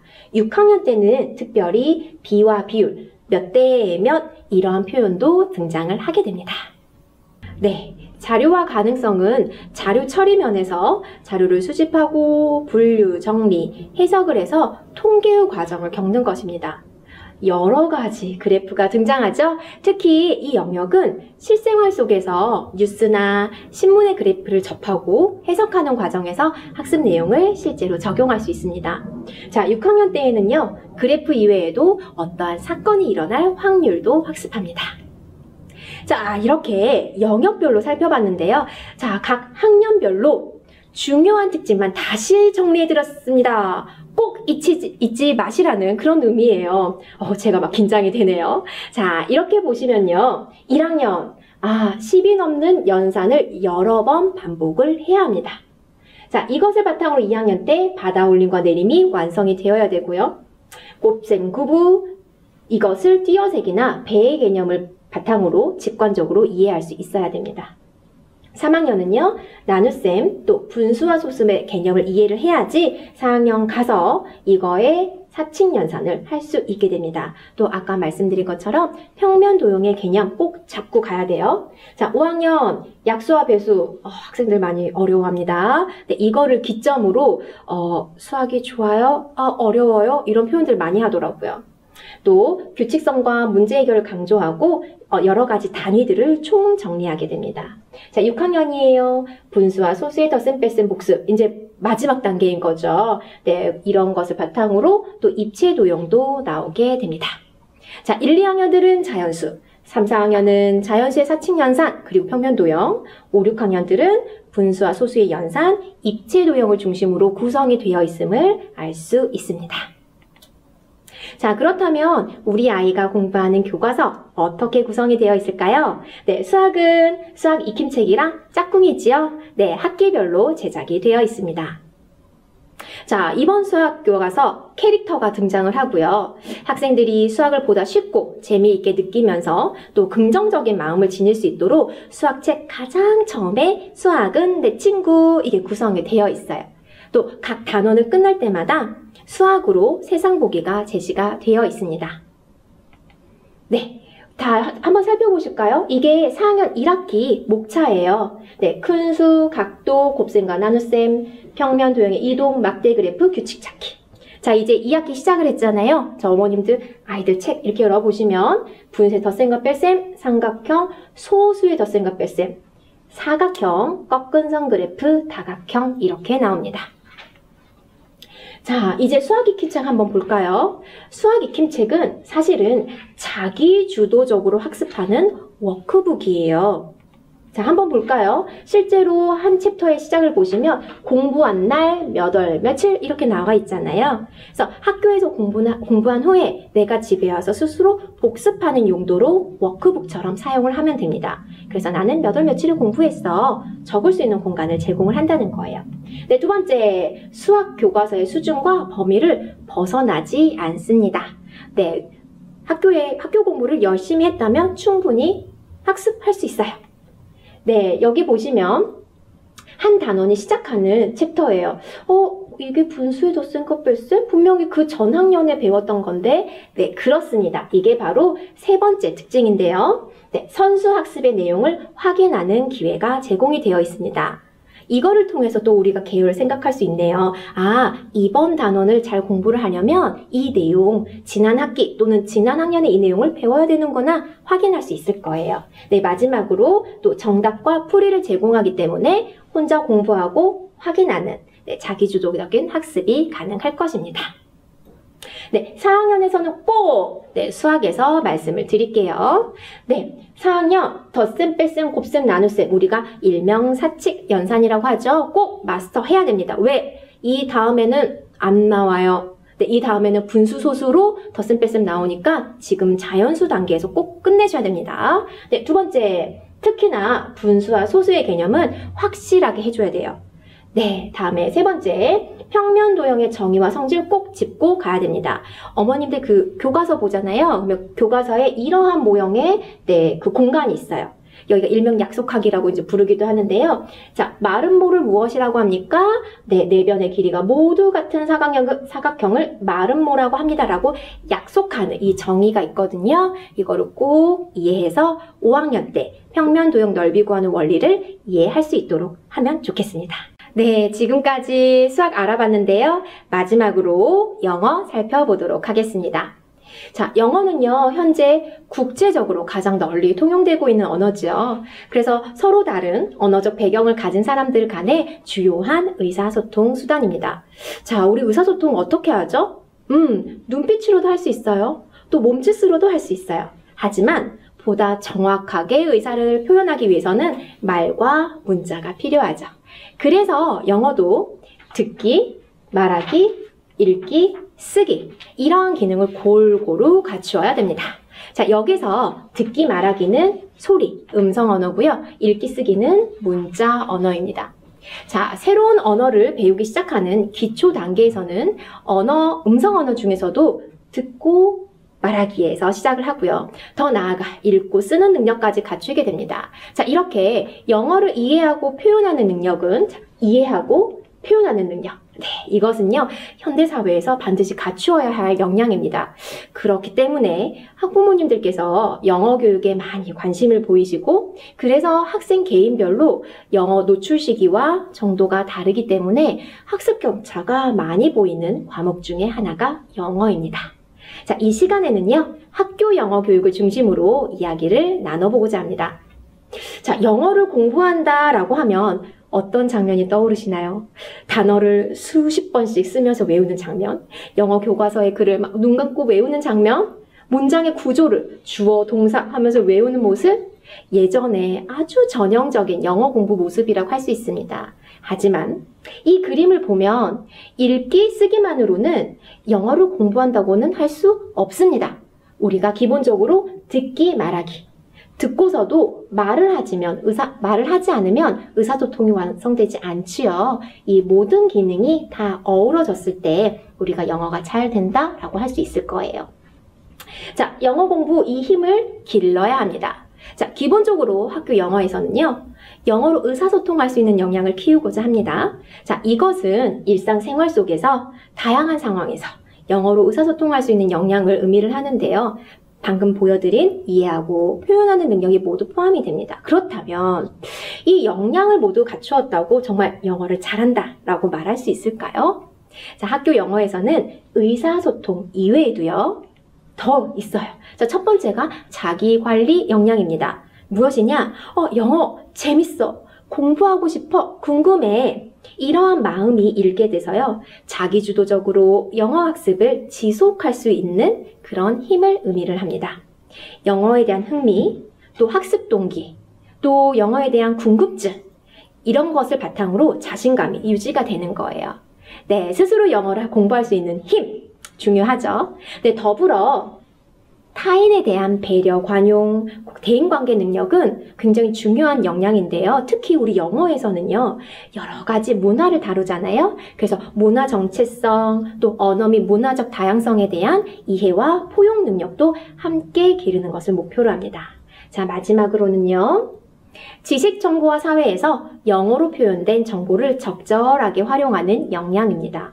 사실 우리 주위만 둘러봐도 굉장히 많은 매체에서 영어 만날 수 있습니다.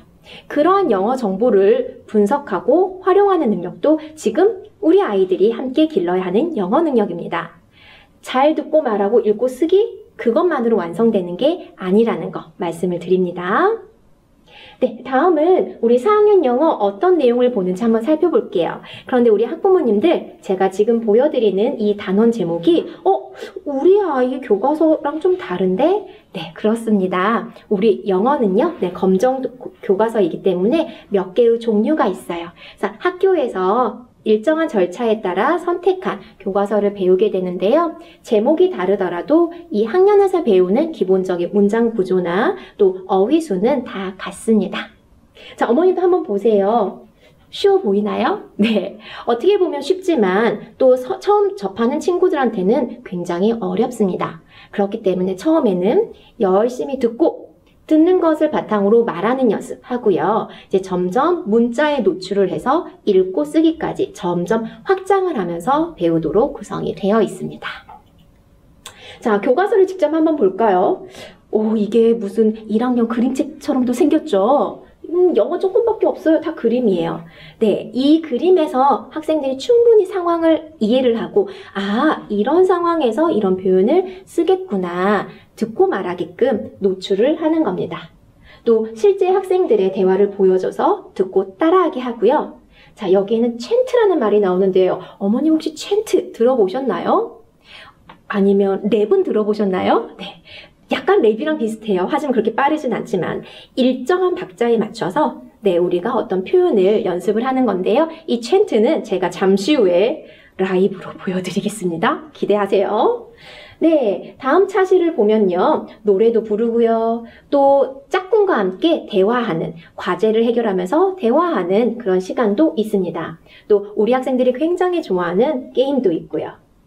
자, 마지막에는 그동안 배웠던 모든 기능들을 가지고 실생활을 적용할 수 있는 액티비티, 활동도 나와 있고요. 문화를 이해하는 그런 과정들도 있습니다. 자, 우리 또 어머님들 또 걱정하시는 게요. 우리 애들 영어 얼마나 써야 되지 궁금하시잖아요. 그런데 아직 4학년 영어 문장을 통째로 외워서 쓰지 않아요. 여기 잘 보시면 여기에 이미 예시글이 나와 있어요. 네, 예시글을 보고 쓰는데요. 단어를 쓰기도 하지만 어구, 2개 이상의 단어가 붙어서 어구를 연습을 하게 됩니다. 문장을 완전히 쓰는 거는 다음 5학년 가서 나오는 단계예요.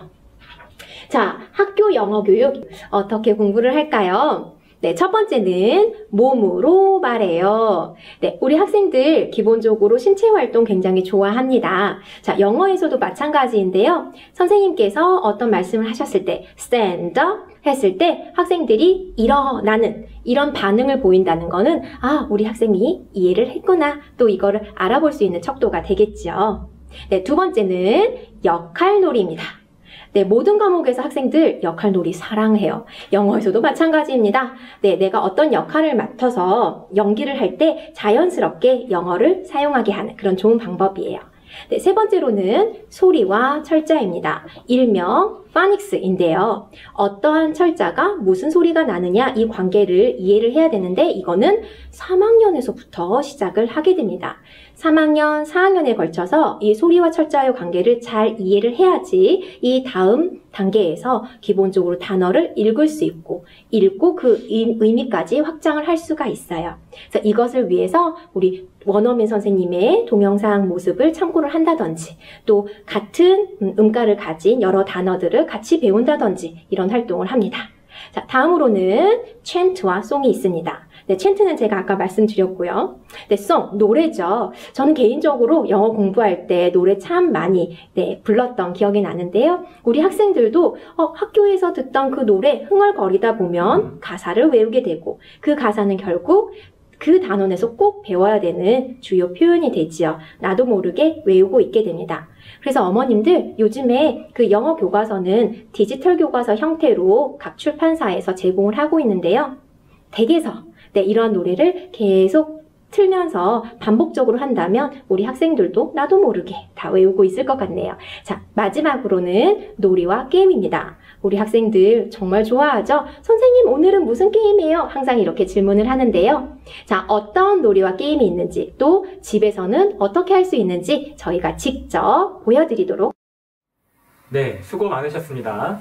간단해 보이는 수학 한 문제 풀이를 위해 이렇게 많은 개념이 필요하다는 것 자세히 짚어주셨네요. 네. 자, 4학년이 연산 기능이 완성되는 시기임을 다시 한번 강조해드립니다. 이렇게 연산을 잘 해야지 다른 문제를 풀 자신감이 생기기 쉽습니다. 하지만 앞서도 말씀드렸던 것처럼 이 기초연산이 전부는 아니에요. 학생들이 수포자, 수학을 포기하지 않도록 수학이 즐겁다라는 마음을 갖는 것이 더 중요합니다. 그렇다면 학생들이 좋아하는 놀이로 수학을 다가가게 하는 것도 좋은 방법이 되겠네요. 그럼요. 그래서 우리 교과서에 놀이 수학 부분이 있죠. 그래서 가족과 함께 가정에서 그 놀이 수학을 다시 한번 즐긴다면 따분한 수학이 아니라 재미있는 수학이 될 것입니다. 네, 그러면 우리가 방금 설명하실 때 그 채팅을 보니까 맞아요. 그 문장제 문제의 식을 세우는 것을 조금 어려워하는 자녀에 대한 문의가 있었지요. 네, 저희가 채팅으로도 안내를 드렸지만 좀 더 보충 설명을 드릴 수 있을 것 같아요. 네, 맞아요. 자, 우리 문장제 문제 보면은 숫자보다는 글씨가 더 많아요. 그렇죠? 그러니까 기본적으로 그 글의 의미를 알아야 되는데요. 대부분 문장제 문제는요, 어떠한 상황입니다. 그래서 마치 이야기를 읽는 것처럼 내가 그 주인공이다. 그 이야기 속에 들어갔다. 아, 내가 지금 여기를 가서 무엇을 했고 무엇을 했고, 그러한 시간적인 순서라든지 단계를 먼저 정리하게끔 해보시면 좋아요. 그리고 그 중간에 숫자, 그리고 수학적인 약속을 끄집어내서 순서대로 풀이를 하면 그게 바로 문장제의 식이 됩니다. 네, 그리고 저도 한 가지 더 독서를 한 번 더 강조해드리고 싶어요. 사실 아이들이 이제 문해력이라고 하죠. 글을 읽고 나서 그 글이 의미하는 것이 무엇인지를 해석하는 능력인데요. 사실 이 문해력은 모든 교과목의 기초입니다. 아이가 수학에서 이렇게 문장제를 풀기 어려워하는 경우에는 좀 더 독서 교육을 좀 더 강화시켜 주세요. 독서 교육을 강화시켜 주시면서 문해력을 높이게 해주시면 아이가 다른 교과에서도 더 강점을 보이게 될 것 같아요. 네, 그렇습니다.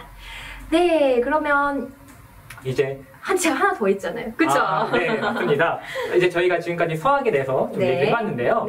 그럼 영어는 어떻게 하면 좀 잘할 수 있을까요? 그래요. 우리 영어 잘하는 사람 되게 부럽지 않나요? 네, 맞아요. 이렇게 외국어 잘하는 사람들은 영어에 흥미를 갖게 된 학습 동기가 있대요. 그리고 적극적으로 배우려는 태도를 가지고 있다고 합니다. 이렇게 영어를 공부하려는 마음을 어떻게 하면 좀 가질 수 있을까요? 선생님 혹시 방탄소년단 아시나요? 요즘 시대의 방탄소년단을 모르면 당연히 안 되겠죠? 그렇죠. 전 세계 우리나라를 알리는 또 역할을 하기도 하잖아요. 정말 자랑스럽습니다. 전 세계에서 활동하는 방탄소년단, 유엔에서 영어로 연설하는 모습 굉장히 유명했었죠, 한참. 네, 맞아요. 또 미국 토크쇼에 출연해서 영어로 대화도 나눕니다. 또 우리 손흥민 선수도 자연스럽게 영어로 인터뷰를 하지요.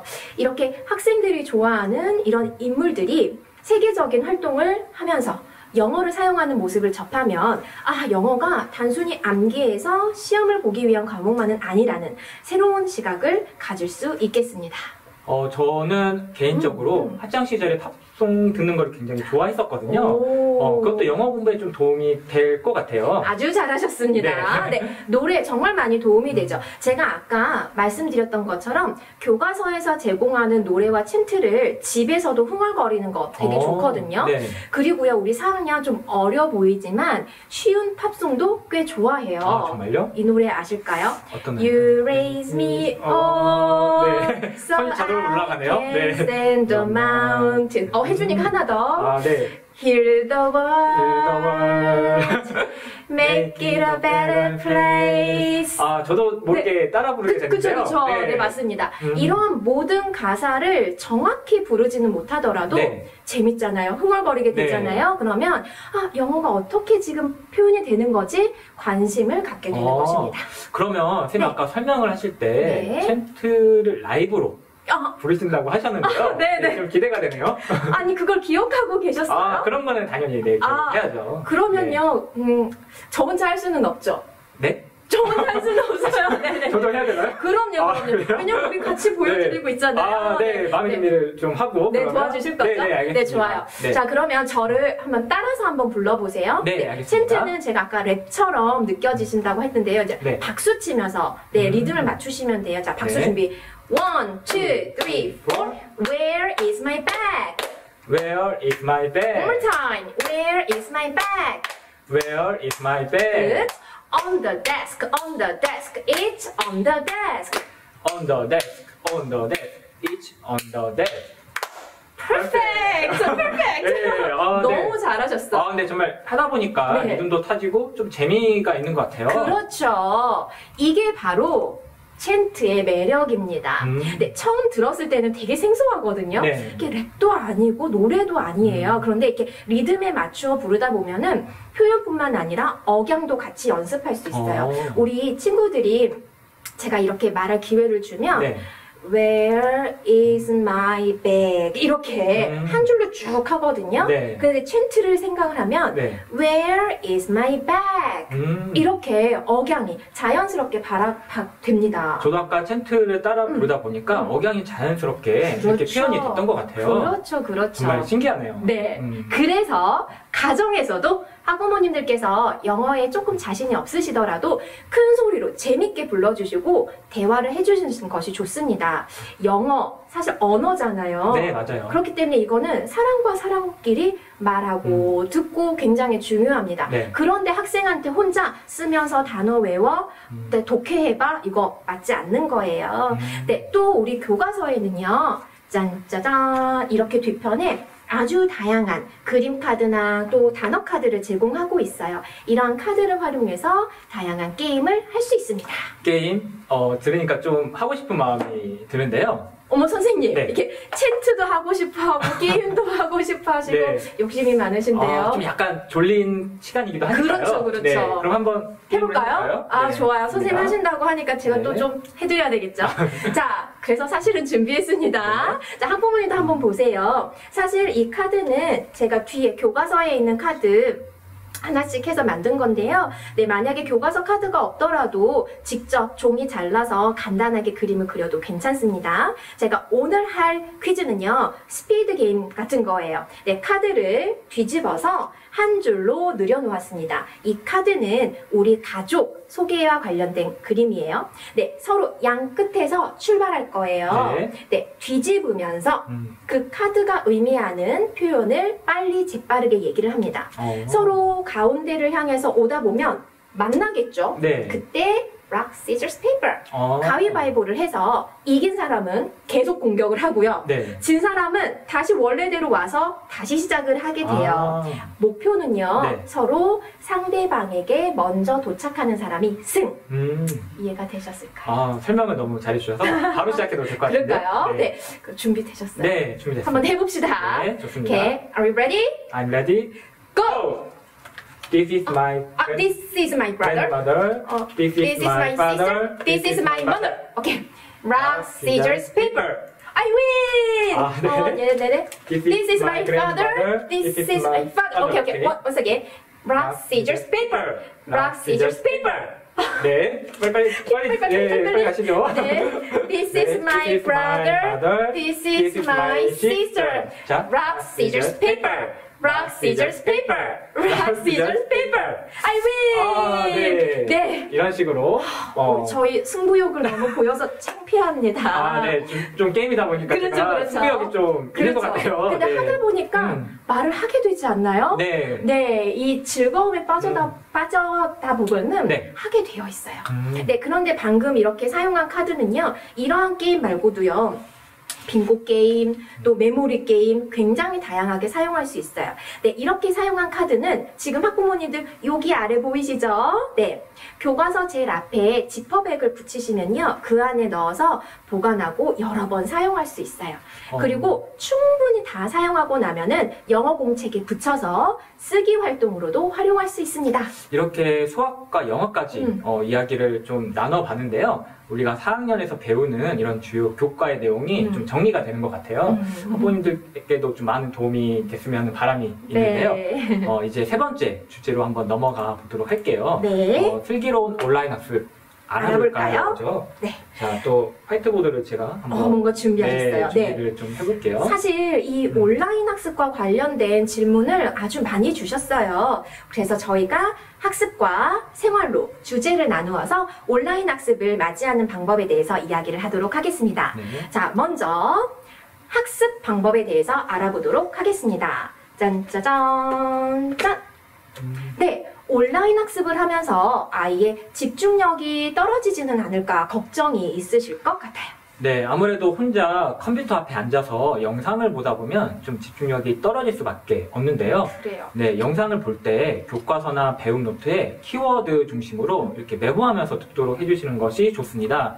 키워드를 찾아내기 위해서 영상을 좀 더 집중하면서 보게 되고요. 그리고 영상을 보면서 내가 그 적는 것들이 키워드인지 아닌지 판단하기 위해 끊임없이 또 생각을 하게 되죠. 그렇죠. 네, 그리고 이런 메모하는 과정에서 손을 이렇게 계속 사용하기 때문에 덜 지루함을 그래요. 덜 지루하게 됩니다. 맞아요. 뭔가 써야지 안 네. 졸려요. 맞아요. 네. 그리고 네. 또 사전 질문에 학습하고 과제를 수행하는데 집중력이 떨어지고 시간이 오래 걸린다는 그런 질문을 맞아요. 해주셨어요. 자, 이것을 위해서 과제를 완료하는 시간을 스스로 정하게 하는 것도 좋은 방법입니다. 스스로 정하는 것이 포인트인 것 같아요. 네, 스스로. 네, 예를 들어서 사회 시간에 도시조사 보고서를 작성을 해야 돼요. 네, 보고서 작성 꽤 필요하죠. 그래서 아이가 먼저 스스로 생각을 해서 나는 10분 필요할 것 같아, 20분 필요할 것 같아 할 수 있어요. 네, 그러면 학생들이 스스로 정했습니다.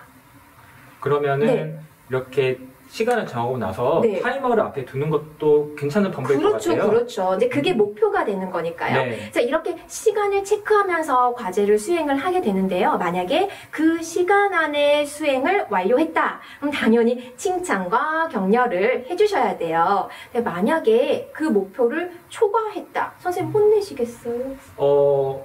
아까 제가 말씀드렸던 거를 좀 활용하는 게 어떨까요? 그렇죠. 네. 그래서 이렇게 화내시는 게 아니고요. 그 열심히 노력한 과정을 언급하면서 격려해 주세요. 아, 너가 이렇게 열심히 하느라고 조금 시간이 초과됐구나. 네. 자, 아이 스스로 이런 과제 수행 시간을 정하고 그 과정을 반복하다 보면 시간 관리 능력이 길러지게 될 것입니다. 맞아요. 특히 상위 학년으로 올라갈수록 혼자서 시간을 관리하는 능력이 굉장히 중요해지는데요. 그렇죠. 이렇게 스스로 계획을 세우고 스스로 실천해가는 습관을 가지는 것이 꼭 필요할 것 같아요. 네, 그렇습니다. 네, 다음은요. 네. 성취 여부입니다. 자, 우리 아이 지금 잘 공부하고 있는 걸까요? 성취를 하고 있는 걸까요? 라는 질문이 있었죠. 네, 사실 주간학습 안내를 활용해 보시는 방법을 좀 알려드리고 싶어요. 주간학습 안내에는 이제 그 주에 배울 교과와 학습 내용, 교과서 쪽수, 준비물 등이 적혀 있는데요. 이런 주간학습 안내를 잘 활용하시면 이런 자기주도 학습이 가능해집니다. 자기주도 학습에 대해서 네. 박미선 선생님, 네. 자기주도 학습의 핵심 포인트는 뭐라고 생각하시나요? 포인트, 네. 자기니까 네. 스스로 세우고요, 공부 계획을. 네. 또 스스로 공부하고 또 그 결과를 스스로 점검을 한다. 아, 그래서 스스로 한다. 이게 포인트가 아닐까요? 정확하게 말씀해 주셨습니다. 네. 사실 아이가 스스로 공부 계획을 세울 때 주간학습 안내를 참고하면 되는데요.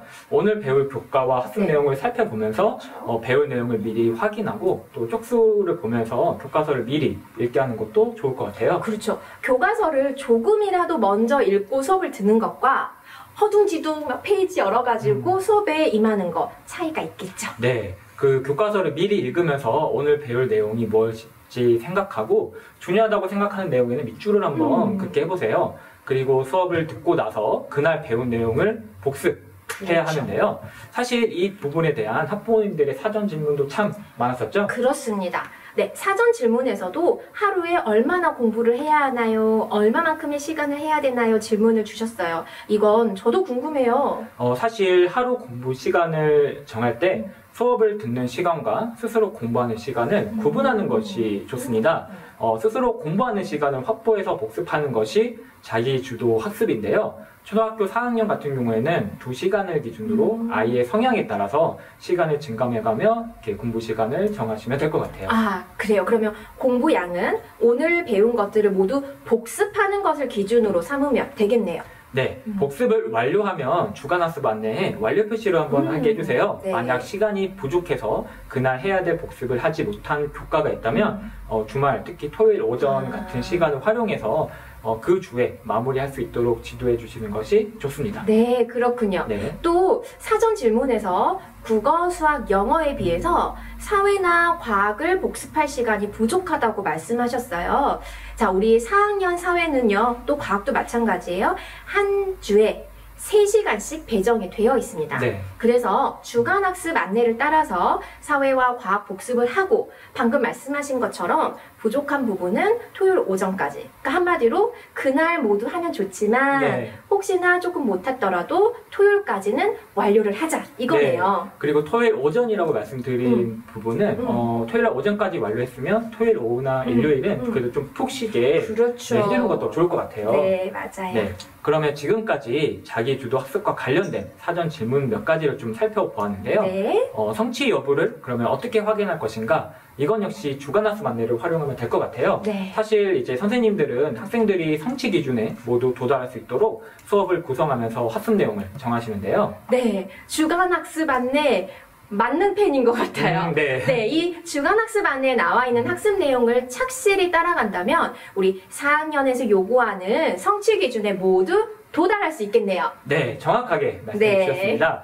아이들이 복습을 하고 나면 주간학습 안내에 있는 학습 내용을 잘 설명할 수 있는지 확인해 주세요. 예를 들어서 사회의 학습 내용으로 도시의 특징을 알아보기 라고 되어 있는 경우에는 아이들이 공부를 하고 나서 도시의 특징에 대해 직접 설명할 수 있어야 합니다. 네, 그렇습니다. 이 주간학습 안내를 활용한 자기주도 방법이 참 인상적인데요. 네, 사전 질문 중에 4학년부터가 공부의 시작이라고 들었는데 네. 학원을 꼭 보내야 되는 건지 궁금하시다고 또 네. 남겨주셨어요. 사실 학원을 보내시기 전에 아이 스스로 공부할 시간이 확보가 되는지를 먼저 확인해 보세요.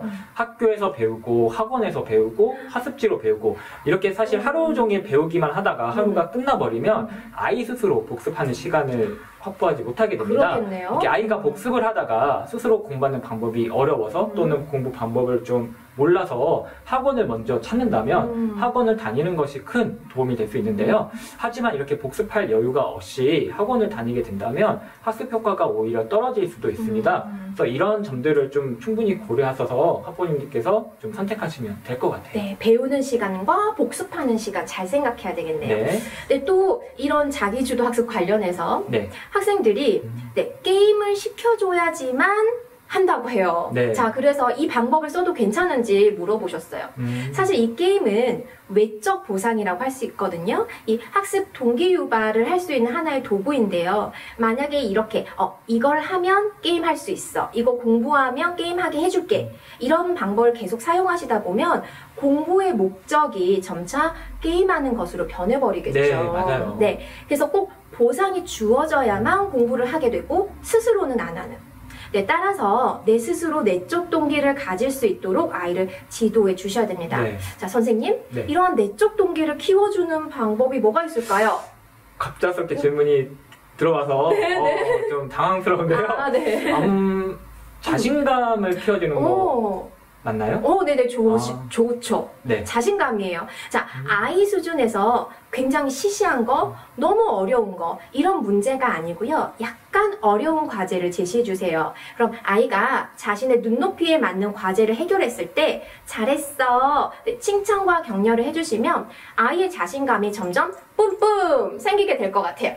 여기서 말씀하신 것 중에서 가장 중요한 게 과제의 난이도인 것 같아요. 네네, 맞습니다. 아주 약간 어려운 과제라는 그렇죠. 거죠. 네. 그래서 그리고 또 다른 방법으로 아이가 자율성을 가지고 스스로 목표를 정하게 하는 것도 좋은 방법인 것 같아요. 네, 좋은 말씀 해주셨어요. 자, 이번 수학은 너 무조건 100점 맞아야 돼. 그래서 엄마 아빠가 정해서 말씀하시기보다 우리 자녀에게 이번 수학 시험은 어느 정도 하는 것이 목표야? 라고 질문하면서 아이가 자율성을 가지게 해주시면 좋을 것 같아요. 그러니까 키워드가 두 가지였죠. 그렇죠. 자신감과 자율성. 네. 그래서 이런 자신감과 자율성을 바탕으로 조금 더 어려운 과제를 아이들과 스스로 해결해 나가다 보면 그 과정에서 성취감을 느끼게 되겠네요. 그렇죠. 해냈다 하겠죠.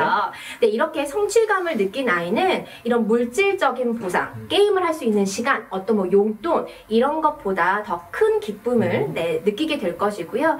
자기 스스로 새로운 과제에 도전할 수 있게 됩니다. 네, 자기주도 학습이 자연스럽게 이루어지는 것이죠. 네, 지금 정말 좋은 말씀을 해주셨는데요. 자, 그러면 우리가 이제 생활적인 면도 한번 살펴봐야 될 것 같아요. 네, 그렇습니다. 네, 저의 첫 번째 키워드는 네. 집중력. 다시 등장했네요. 네, 네. 그렇습니다. 아까는 학습면이었지만 지금은 생활면에서 학생들의 집중력을 높이는 환경을 생각해 보려고 합니다. 집중력을 높이려면 아무래도 주변이 좀 정돈되어 있는 게 좋겠죠? 그렇죠, 그렇죠. 네, 책상 위에 시선과 마음을 빼앗기는 장난감, 또 불필요한 학용품 이런 거 정리하는 게 좋죠. 네.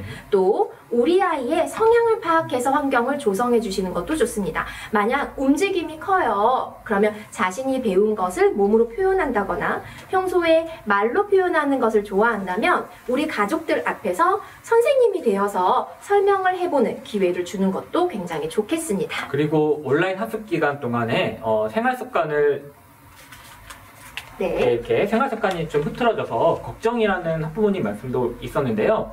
그 연수 초반에 우리 박민성 선생님께서 5학년 생활을 준비해야 한다는 말씀을 해주시면서 이렇게 집에서도 한번 이렇게 40분에 맞추어 수업을 하고 10분 쉬는 것을 해보는 건 어떨까요? 네. 그리고 또 학교에서는 이렇게 중간놀이 시간이 있는데요. 학교마다 좀 다르긴 하지만 20분을 쉬는 학교가 있고 30분을 쉬는 학교가 있습니다. 학생들도 쉬는 시간과 중간놀이 시간 이렇게 이 시간에는 스트레칭도 하고 종이접기도 하고 블록도 하고 이렇게 본인이 하고 싶은 것을 하면서 좀 시간을 확보하는 것이 좀 필요하겠어요. 맞습니다. 자, 마지막으로는 짠짜잔! 네, 소통이에요. 네, 아무래도 가정에서 자녀와 지내는 시간이 많아지면서 소통의 중요성이 크다는 것을 느끼실 텐데요. 네, 학부모님들의 일관된 태도로 상황과 감정을 잘 구분하시어 자녀와 의사소통을 하시기를 추천드립니다. 네, 단호함과 화내는 거, 짜증내는 거, 이거 다른 거죠. 네, 또 아까 말씀드린 찰떡 소통, 이것도 적용해 보시면 좋겠습니다. 네. 그리고 마지막으로 제가 먼저 붙여버렸네요. 감사합니다. 네, 성격이 좀 급해서. 아니에요. 아주 네. 중요한 거라서 먼저 보여드린 겁니다. 네. 네, 이것은 자녀의 공부가 아니고요. 바로바로 학부모님의 공부입니다. 네, 자녀 교육에 대한 서적, 또 온라인 강연 요즘에 참 많죠. 네, 일반적인 자녀 교육 내용도 아시고요. 또 우리 아이의 개별성, 특성을 존중하면서 그 접점을 찾아가는 끊임없는 고민이 있을 때 결실이 잘 맺히리라 생각이 됩니다. 네, 정말 좋은 말씀을 해주셨는데요. 네. 지금까지 온라인 학습을 슬기롭게 보낼 수 있는 방법을 학습과 생활면에서 살펴보고 그와 관련된 많은 사전 질문도 같이 한번 고민해 보았습니다. 네, 그런데 아직 우리가 다루지 못한 질문이 조금 남아있어요? 네, 바로 영재교육원에 대한 문의가 있었는데요. 네. 단위학교의 영재학급, 그리고 교육지원청의 영재교육원, 그리고 대학부설 영재교육원 이렇게 세 가지가 크게 있습니다. 네. 특히 이제 교육지원청의 영재교육원은 GED라는 시스템을 이용해서 곧 10월에 모집 과정이 시작되는데요. 관심 있는 학부모님께서는 담임 선생님에게 문의를 하셔서 한번 알아보시는 것도 좋은 방법일 것 같아요. 네, 그렇습니다. 네, 또 한 가지 선행학습에 대한 질문을 해주셨는데요. 네네. 사실은 선행학습은 네, 금지라고 말씀을 드리고 싶어요. 네. 자, 선행이 아니라 심화를 생각해 주시면 좋겠습니다. 자, 네. 우리 아이가 지금 4학년이에요. 그래서 5학년, 6학년을 배우는 게 아니고 지금 4학년의 개념을 좀 더 깊게 네, 어떠한 상황에서 깊게 그 개념을 적용할 수 있는 그러한 공부를 더 할 수 있는 기회를 주신다면 네. 이 다음 단계에 가서도 충분히 잘 할 수 있을 거라 생각이 됩니다. 그리고 특히 교육과정이 이렇게 나선형으로 그렇죠. 3학년 때 배웠던 게 바탕이 돼서 4학년에 배우고 그렇죠. 그게 또 바탕이 돼서 5학년 이렇게 되기 그렇죠. 때문에 그 학년에서 요구하는 성취 기준을 충실하게 네. 다 배우고 또 그것을 심화해서 배우는 걸 배운다면 아이가 차례대로 단계를 밟아가면서 학습할 수 있을 것 같아요. 네, 맞습니다. 자, 사실 우리 학부모님들께서 사전 질문 많이 해주셔가지고 네. 저희가 그 질문을 모두 이제 말씀을 드리고자 했더니 벌써 시간이 이렇게 네. 됐습니다. 정말 빠르게 네, 흘러가네요. 그랬네요. 자, 우리 네, 지금까지 네. 우리 살펴본 질문들 혹시나 실시간 질문도 있는지 한번 볼까요? 네, 지금 보고 있는데요. 네. 네, 도움이 되는 시간이라고 써주셔서 정말 감사합니다. 지금 내적 보상은 어떤 걸 말하나요? 라고 질문을 해주셨는데요. 네. 다시 한번 말씀드리자면, 이제 외적 보상 같은 경우에는, 그러니까 보상이라는 건 결국 아이가 무언가를 받는 거잖아요. 그렇죠. 근데 외적 보상은 아이가 그 받는 게 외부적인 것이에요. 그러니까 아까 예를 들은 것처럼 뭔가 뭐 핸드폰 같은 이런 물건을 보상으로 선물을 받는다든지 해주고, 그렇죠. 아니면 게임 같은 거를 한다든지. 네. 근데 반대로 내적 보상은 자기 안에서 스스로 보상을 받는 거예요. 네. 아까 말씀드렸던 성취감 네. 또는 문제를 풀었을 때의 기쁨 네. 이런 것들이 이제 내적 보상이 되는데요.